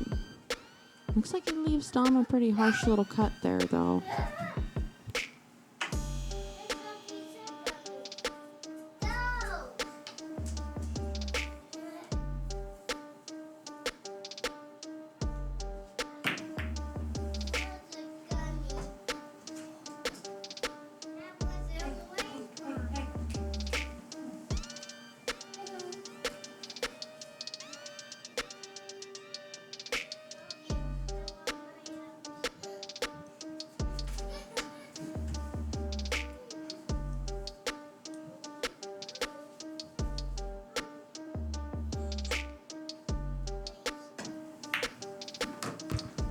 Great shot by Alex. Looks like it might have squeaked around the 4-ball there.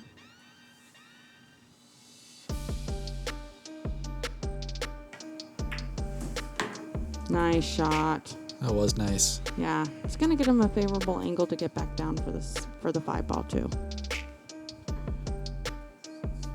Yeah, I really struggle with those shots where you got to lean over the table a whole lot. You could see him extending on that, and he still just did it great. I actually wonder if it's harder for certain men to lean over the table like that because they're a little bit broader of body, and so it's harder to keep the cue at the proper angle. Yeah, exactly. I'm sorry, baby.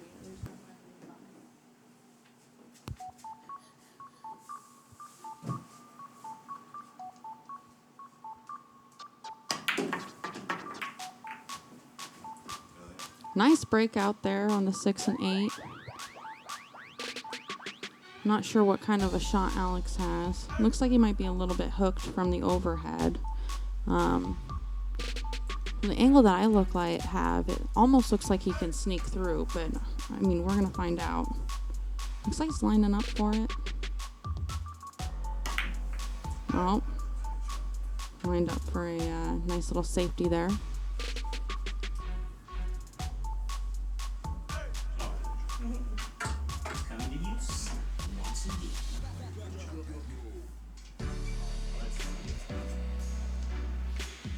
It's been a jumpy kind of night. Well, the boys definitely got comfortable with them early on tonight. Yeah, they drill. did. I feel like we've seen fewer jump shots this season in like this kind of middle third that we're in right now than maybe at the beginning, and definitely less than we saw last season. Yeah, there were a lot of jumps last season, that's for sure. We did have a couple of good jumpers here this season, though. James Davey came out with a couple of really good jumps. It's for sure. Yeah, I believe Jesse had one or two good ones. Some good ones. I feel like the level of jumping that we're seeing this season is just better than last season. We don't have a lot of people who are, I kind of want to say, overconfident in their jumping. Totally. I would maybe even extend that to say, like, I just think our community on the whole has like improved since last year. Like, damn near everyone we know. Yeah. Oh, that 8-ball just hangs in the pocket. This is the second time on that shot it's hung on Alex. I'm still going to say that he needs to call 911.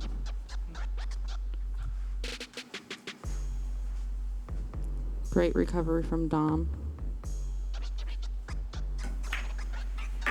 Nice 9. All right, that's going to put him up. Great by Dom. Yep. It's going to put him up 4-2. And Dom's going to be breaking again. As I was saying a second ago, I really feel like a lot of the people that we are fortunate enough to know and to have on this show and who have yet to be on the show, but that we're close with and will probably be on the show someday. We always say here on the show, perfect practice makes perfect performance. And I know Dom is like a big proprietor of asking people all the time, how do you practice? How do you get better? What drills do you do? What are you working on? And, I hope that's just continues to permeate throughout the community, because I think everyone really wants to get better at pool.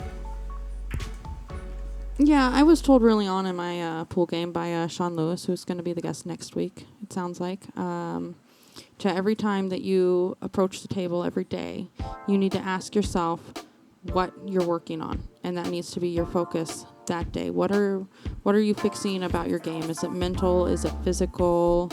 Is it your body? Is it your fundamentals? Identify what you're working on that day, and just try to improve and get a little bit better every day, even if it's just one shot or one stroke or one small movement. Just every day focus on even something tiny. I like that a lot. Playing with, not just because it's fun, but because with purpose and with intention. Yeah, absolutely. People do that at the gym or at their sports team practice or whatever. Yeah. Why not on the pool table? Yeah. Or in life, for that matter. Another jumper here.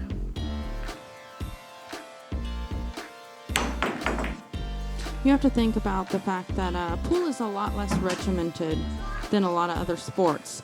You know, you have basketball and football where they run formations and they need to practice those formations. And you have other individual sports where you're practicing your own, like gymnastics. Your form is so important in that sport, and you're constantly striving to be perfect on every single movement of your body. Yeah. Just like dance. So there's a constant line of attempting to improve. And pool is like one of the only sports I know of people saying, oh, well, I don't really practice drills, or I don't really do this, or I don't really do that. Makes me wonder, like, if just on the whole, like to the layman, that the culture isn't there. I think it's like pretty talked about in the media and with anyone who plays a sport, like, oh, it takes a lot to become a pro. But there's this kind of weird barrier, and hopefully it's going away, but this kind of weird barrier in pool where I feel like a lot of the people that are really good kind of want to covet their abilities. I really feel like that's going away with like how many, I'm going to say this word incorrectly, so please correct me, but exhibitions. Exhibitions. Yes, exactly. I have a weird thing with that word. I'm sorry. That a lot of pros put on, and they're giving away their knowledge. Yeah, it costs. You know, I'm paying $130 to see Shane in 2 days. But well, you're also the kind of player that I feel like you can study, even if it was just going to spectate.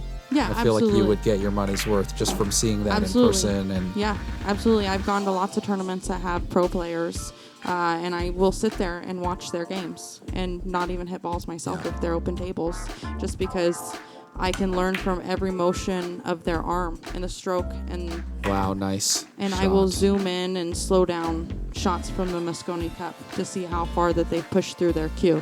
Yeah. To get a particular stroke. Yeah, totally. I tell this to my music students all the time. Dom barely missed that 7. Go ahead. There's this sentiment, and Dom has mentioned it a couple times, like, oh, we have YouTube now, and we have some online tutorials, maybe not a lot in the pool community, but it's definitely growing. And I tell this to my music students all the time, like, watching someone do something at a high level in a video is not the same as having the opportunity to go witness it in person. Oh, absolutely. I 100% agree. What you'll learn from that, and the experience, and just how motivated you will feel from seeing someone do that is just so much more heightened if you can go to an event, go see a match, go to a concert, whatever it is. It's also a lot more inspiring to watch them do it in person, and that's what a lot of that motivation is coming from, is from watching, your pool idol or your music idol or any sport, ballet, gymnastic, whatever you're doing. If you get to watch the people that you idolize and that you think are the best, the way that you become awestruck from that, it heightens the motivation behind, and that dopamine. Really, Absolutely. let's go with that dopamine in your brain. I was really fortunate to get to see the Nutcracker 2 seasons ago, and it was the first time since I had gone to the ballet or anything like that since I was like really, really little. Great out by Alex, by the way, bringing the score to 4-3. Yeah, absolutely. He's fighting back. He's coming with some fight back every rack here. Absolutely.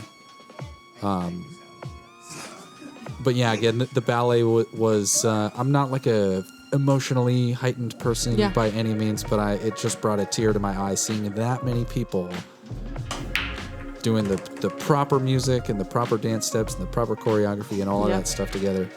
Yep. It was phenomenal. I went to the ballet at McCaw Hall quite a few times actually, and it's beautiful in Seattle. Yeah. Yeah. Nice break by Alex. Looks like the 3 goes down. Yep. Nice up and close working on this 1 ball now.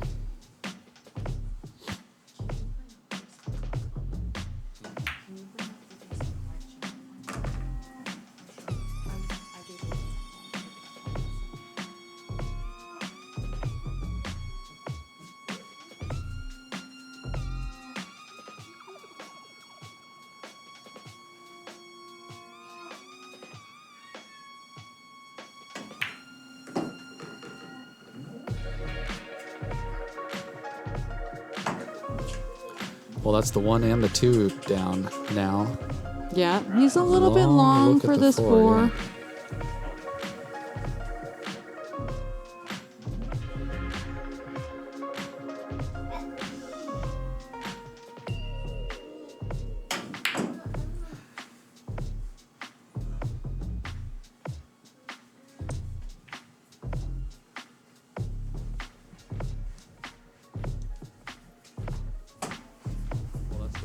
Looks like Alex missed that 4 ball trying to get shape.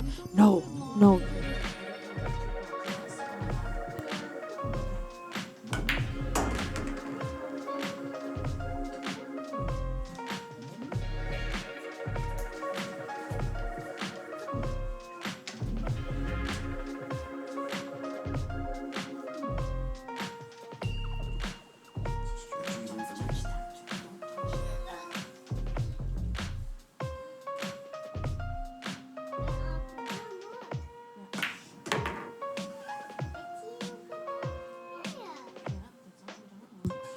Great play on that 5 ball. He gets a great look at the 6 ball.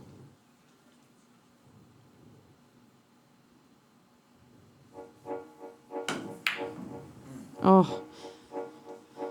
Fortunately, he didn't hit that quite center pocket and it rattled out.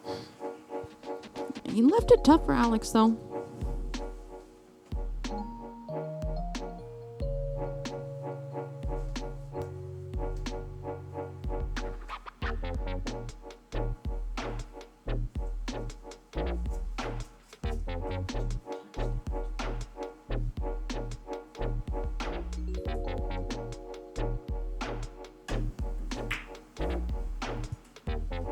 It's a nice little reverse safe there. Yeah, I like that shot a lot. Yeah, Don can see the 6 ball, but there's not a whole lot that you can do with it, you know. Besides maybe try to get safe back.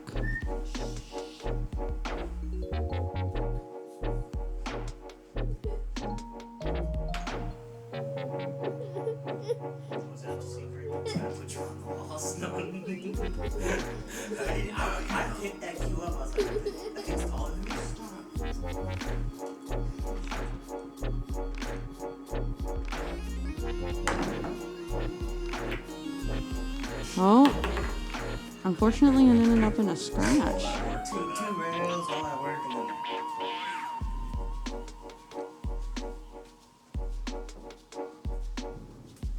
All right, Alex is going to have ball in hand here with the 6, 7, 8, and 9 on the table. It's got a good little chance here.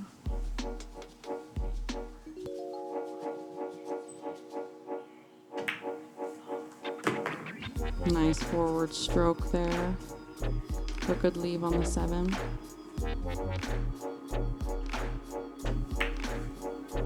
Oh, it looks like Alex kind of pushed through with his body a little bit on that shot. We call that driving through. And it cost him to miss the 7 ball. Did you see? I couldn't make 2 balls with ball in hand. Did you see that? Embarrassing.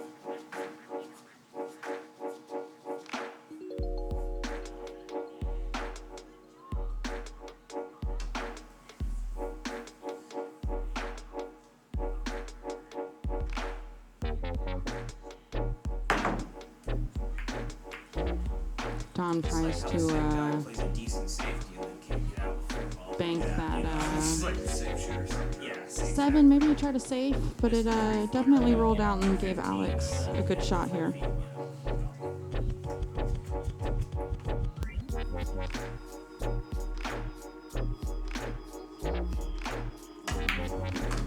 Great stroke there by Alex. Overdid it just a little bit, but you know, it's always nice to let it out. Let the swing out.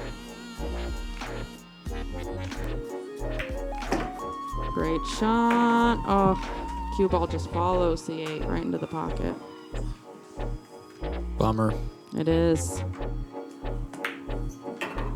All right, that's going to put Dom at 5-3. Alex still has some fight in him. He's a little bit upset about that 8 ball, but he's going to fight back. He's not going to let this go without giving it his all. Yeah, you can just tell when two players like these guys know each other and have the rapport with each other as well as they do. Like those losses don't always feel quite so deflating because you want to continue on and keep competing with your friend. And I think we're seeing some of that here. We've definitely seen some guests on the show that would have really struggled with the 0-3 start, and seems to not be the case here with Alex. Alex has always been a really good competitor. He played on an APA team with me for a while. He's always, even when he's down, he tries to make every single ball count. I think we heard him talking about his caddy gig earlier and that the best club in your bag is a good attitude, and yeah, I like that a lot.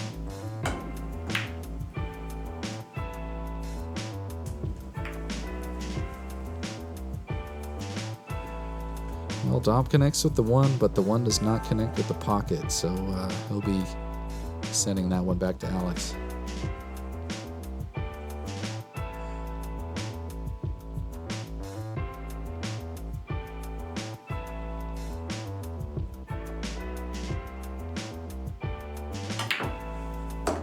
great bank there. Comes off nicely from the side rail too, so he's not shooting quite off of the rail.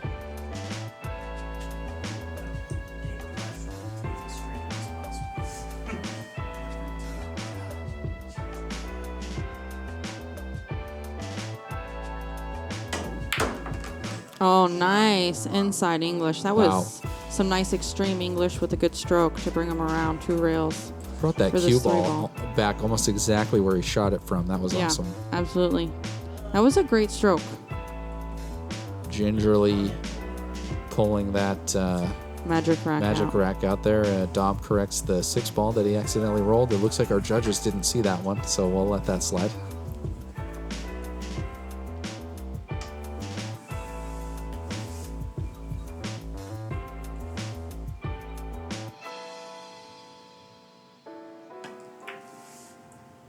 Nice soft touch. Unfortunately, doesn't get it to go down. Yeah, it's hard on those cuts sometimes to use that inside English accurately. There we go. I mean, I'm with you.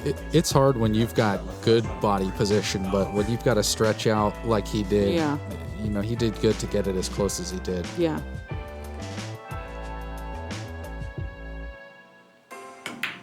Dominic is taking advantage right now. Pockets that 4 ball. Gets a good angle on the 6 to come out for the 7.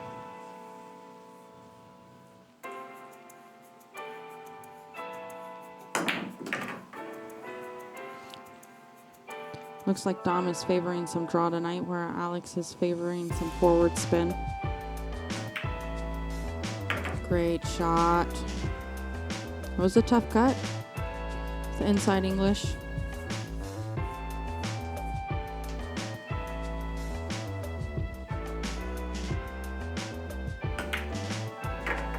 Nice. Awesome. Gets that 8 to go down just the way that he was hoping. Yeah. Interesting look considering the draw and what he's got here with the 9 though. Really just looks like these boys are wanting to let their strokes out a little bit. Oh, the double kiss, and it looked like it was going to hit the opposite corner, and then it bounced off, and then it looked like it was going to hit the side pocket, but it didn't. Yeah.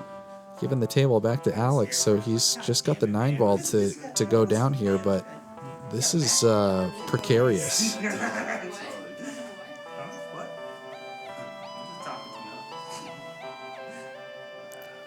Definitely don't envy Alex's shot here. I mean, this is a makeable ball. He's got to hit it. He's got to hit it right though. There's a couple ways that you can do it. Looks like he's deciding whether or not he wants to cut it or bank it, or maybe play a 2-way or something. Yeah.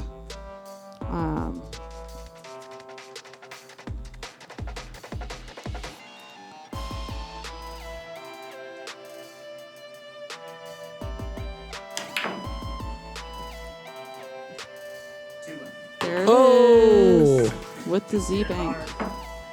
Looked like I hit it hard and hope, man. What an out by Alex. Yeah, it looked like he was in some danger there when it didn't hit the first pocket, but yeah, that Z bank. Yeah, it was good. It was good. You always bank it short so that it banks to the other side of the pocket. The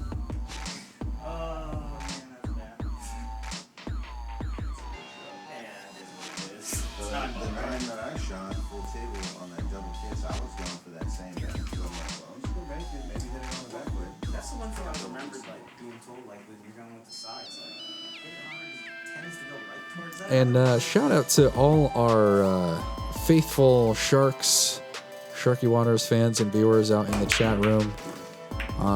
It's so great to see people out there connecting with friends through our platform and getting to talk about pool and their pool experience and sharing your stories and your kind words. Daniel and Isaac and Casey. See who else we've got in here. Jordan, of course, Chad, Teresa, Chris, Andrew. Hard to say who's still here or who's left to comment and moved on, but we really appreciate y'all. Thank you so much for supporting Pool and for supporting Sharky Waters. Alex tried to play a nice little safe there, but he rolled the one out a little bit too much. Dom can see it. I don't know how much he likes the shot, though. It's not easy.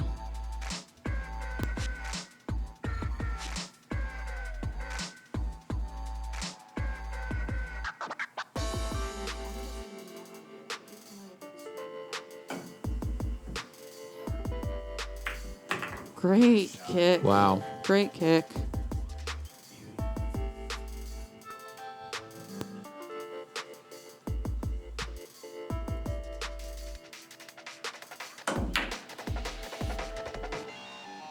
Nice try on the 2-ball.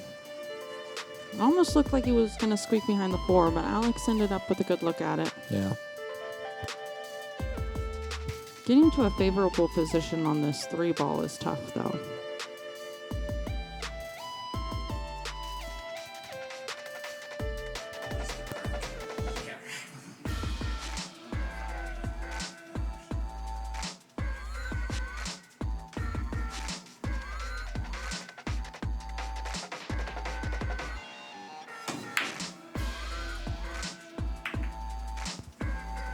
Alex opted to try to break it out and play a safe at the same time. Looks like he might have like a half ball safe. Maybe a quarter ball safe. Dom's measuring it out. Seeing what he likes. Looks like he's measuring for 2 rails here.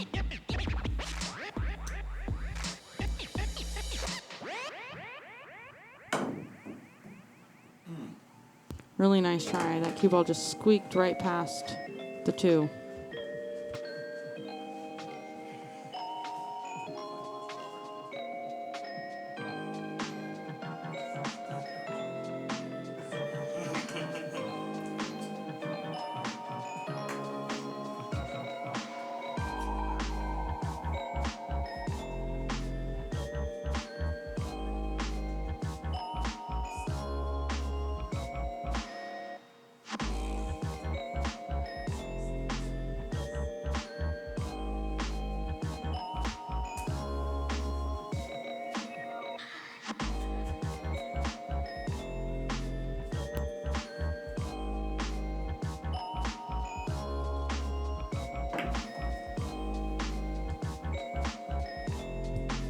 Great shot on the 2 there. Holds the cue ball. Put the 3-ball in the side.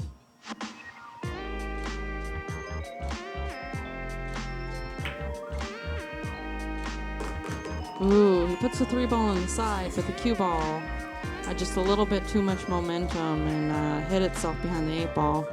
I don't think Alex is too happy with this. Looks like he's going to come around a couple of rails.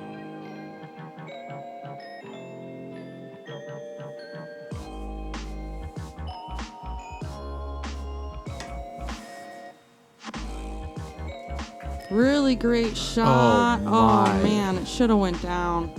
A little bit more speed.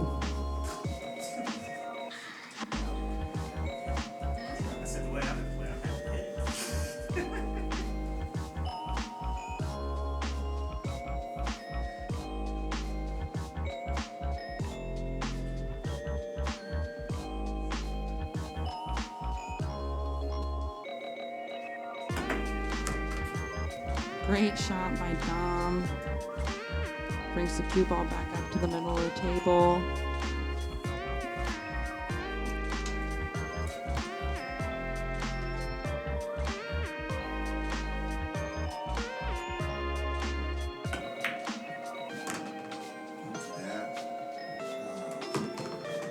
Unfortunate.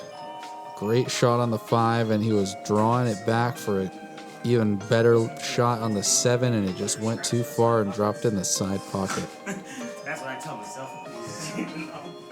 Ball in hand to Alex, and I don't want to commentate or curse anything here, but it looks like he's got a pretty easy out here.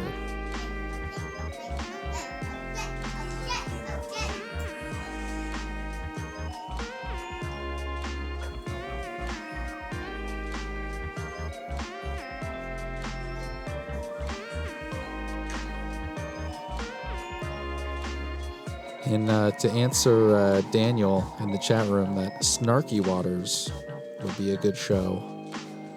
I think it could be argued that Snarky Waters is like an alternate name for our crew match, because we definitely get pretty sarcastic with each other and like to talk a lot of trash. But I don't know, I could see maybe April Fool's episode or something.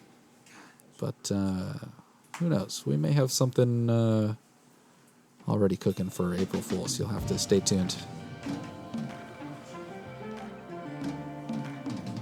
And well, Alex drills the 7, can't get the 8 to go down, and Dom's back at the table. All the way in the corner, he brings it back around and Leaves himself a little bit tough on this 9 ball. Yeah. It's like right at that 50-yard line. He's going to measure it up.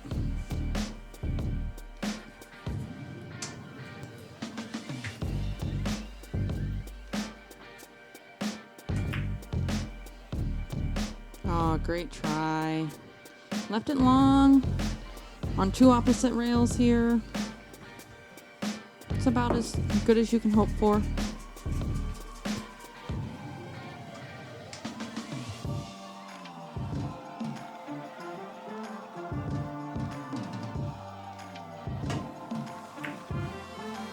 Ooh, nice try. Alex gives a short side shape to Dom here.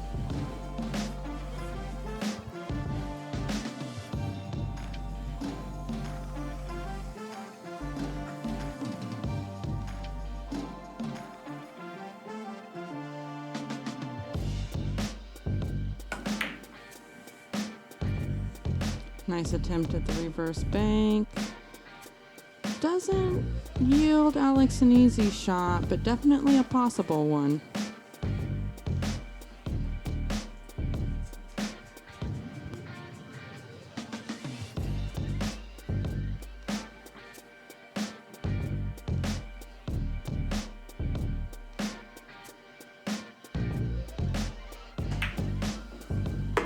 Great shot by Alex. All right, that brings the score 5-5.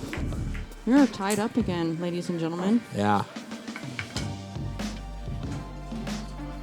It just shows how much fight Alex has in him. Shots where people can be like, all right. Well, I got to tell you why us back here in the commentator booth love these long matches, and that, of course, is overtime, time and a half if the stream goes beyond 3 hours. So, Yep. hoping for We're that at big 2 Sharky right now. Waters paycheck. Yeah, right. They're assuming the other 2 are good. No pressure. Yeah, oh, thanks, man.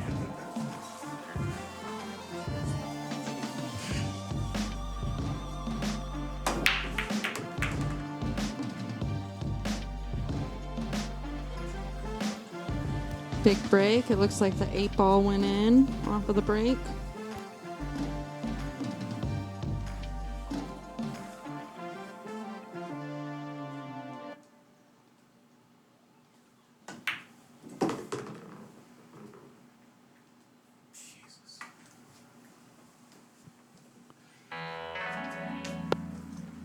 Nice shot on the one ball. He overrolled it a little bit for that two, it looks like. Yep, he kicked at it and made it. Great kick, Alex. Great shot.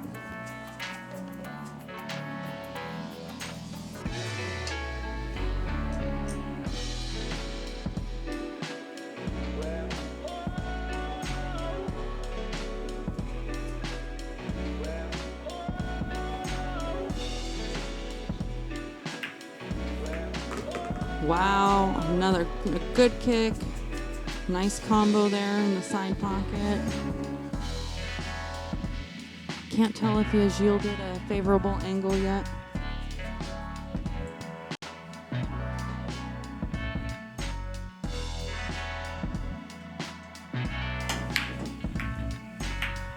Nice try. Definitely got quite a few balls moving there, giving himself the best possible chance.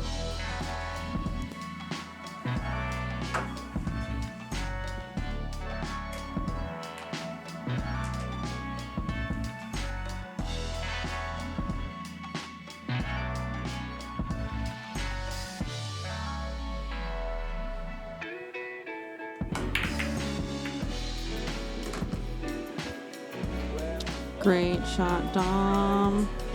Looks like he's gonna grab the jump cue or kick at it here.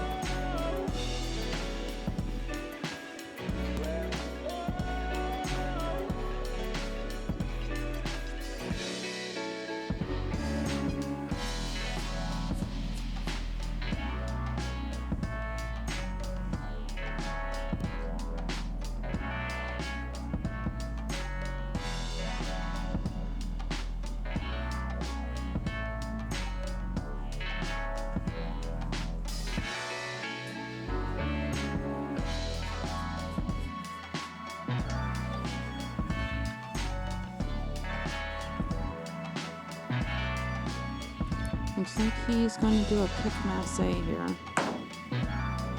Oh, nice try, nice try. Need a little bit more on it. Tricky shot. Absolutely.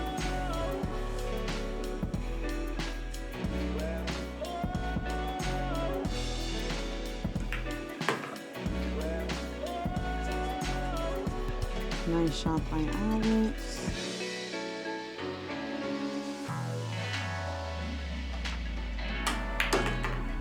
Great draw off of that ball.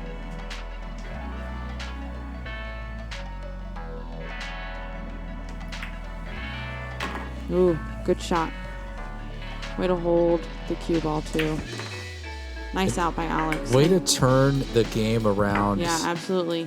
He went from being down 3 games to up 1 for the first time this entire match. Yeah, on the hill as well. Like, just what an amazing journey this contest has taken. Putting Dom kind of on his heels here to pull out a win and get absolutely. himself on the hill as well. Definitely not how I expected this game to go down when we started, but just on the edge of my seat here. Great break again. Doesn't quite like that leave on the one. Looks like the 4 ball went down on the break. And I didn't want to affect the outcome of the game here by saying this, but Oh, he did he end up pushed. pushing. Yep. I was about to say, I'm surprised we don't see more pushes in these scenarios. Only one, usually no more than one per episode of the show, really, if that. Pushing can put you at a disadvantage, exactly, because right here, he got it. I mean, Don could have opted to take that and then made the ball or played safety. There's so many variables that happen when you opt to push. You have to think of a really good push like this one in order to get the ball back. And that doesn't even mean that you necessarily like it. Well, and he's grabbed the jump cue here to get himself de-hooked from this push. I like that push a lot.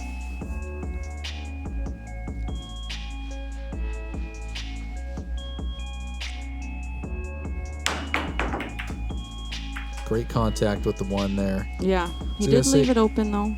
for Dom. Say I like that push a lot because he was glued to the 3 beforehand, and he pushed it out just to give just enough room to like make a shot, but definitely not to make an easy shot. Yeah.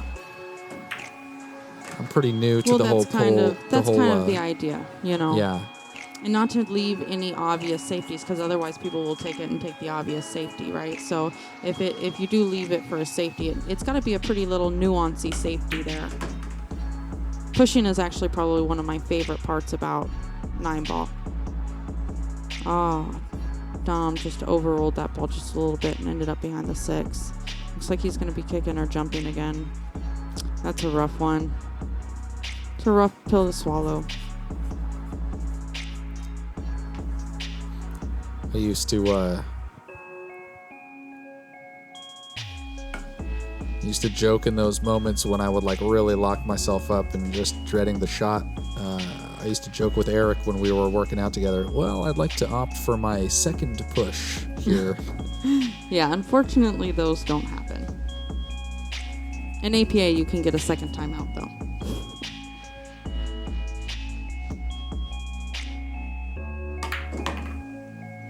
Three in the corner with a little draw. Yeah, leaves him good for the 5-ball. He's got to be careful because he wants to make sure that he gets on the right side of the 6-ball for the 7. I mean, it looks like it has just enough room to pass, but you definitely want to be on the right side.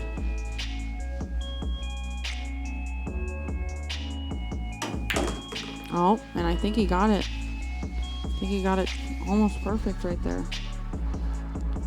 He'll just kind of have to float over a little bit for the 7-ball.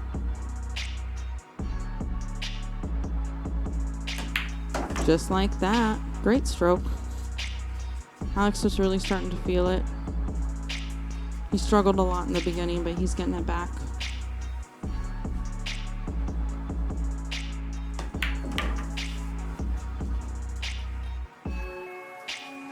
Yeah, I'm just recognizing now that our graphics team had removed the 8-ball and not the 4-ball. So we'll have to go discuss that with said graphics team, and might be sending some people home without a job the end of this Christmas. Those guys better make sure they get it together.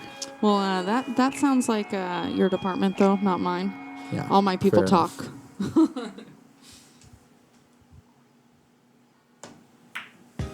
It was a great out by Alex. He pulled it out for the win. That was amazing. What a turnaround. Such a great comeback. I can pump blood. I can pump gas. Phenomenal comeback by Alex. Well, it's that time. $10. Put it in the. Sure. Alex is. We're gonna take his $10 from it and put it in our clean slate treasure chest, hidden back in the jungle back there. And right here, man. Where's all my money at? Oh, there it is. Right. Thanks, man. we, Jesus Christ. Don, remind me, what's our total of the break pot right now? It's like 185, I think. Yeah, it's way up there. So what is it? Yeah. A full break and run, or just break and make the 9? Break and 9. All right. Oh, Yeah, and he, I hear the wooden rack coming out, though. Damn it. Put it in the treasure chest. So yeah, as you heard him saying, no magic rack on the break. It's just a rack of 9-ball. You got to get all the way to the end. You can carom, you can combo as long as it's a legal shot. You can continue playing. And just right behind the plant there in our, by the Christmas trees works as well. And Alex, if you're able to take this whole rack and sink the 9-ball with a legal shot, like I said, carom and combos are fair game, luck counts, then you're going to be walking home with 90% of what's in that treasure chest, my man.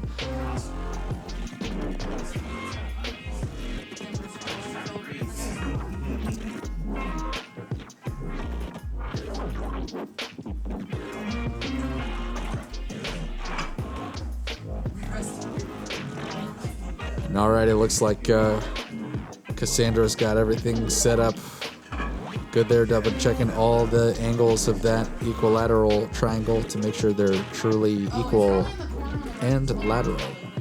So we're looking for a missing cue here or something.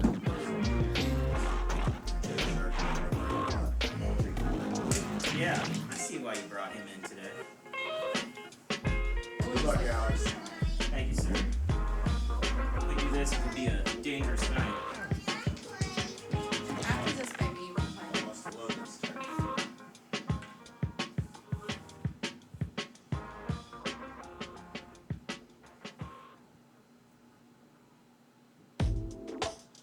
Gotta make sure that rack is just perfect. Exactly what it's like, man. Well, it looks like Cassandra racked it up pretty tight.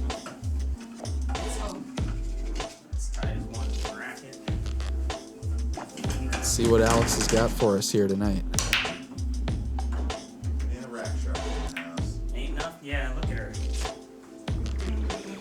And an unfortunately dry break. Sometimes that's how it goes. Yeah. You magic rack, man. Bring it in. Thanks, brother. I really do appreciate it. Look at the camera there. Say bye. Say hi to all your folks in Florida. Make sure you guys give likes to the Sharky Waters page. Subscribe on the YouTube. Help us promote the sport we love. Help us promote the people you love. If you make your way to Sand Valley, ask for Batman as your caddy. That's how they know me there. Spatinovich is the last name, so that's how they know me. That's awesome. Yeah. And then we'll be at the pizza party at Tipsy Tomato. Thanks for your sponsorship there, friend. You guys do safe traveling. Eric the Clock Doctor, you travel safely as well. Be sure to tune in next week. We are gonna have a Christmas episode. We're gonna have Sean Lewis in the house, so that'll be a good episode. Shout out to Harold Prine from Prine Custom Cues for the help with the pool cue. It's coming along. I'm working on the practice. You guys keep doing your practices too. Remember, perfect practice makes a perfect performance. Till next time, enjoy peace. Thanks, Don.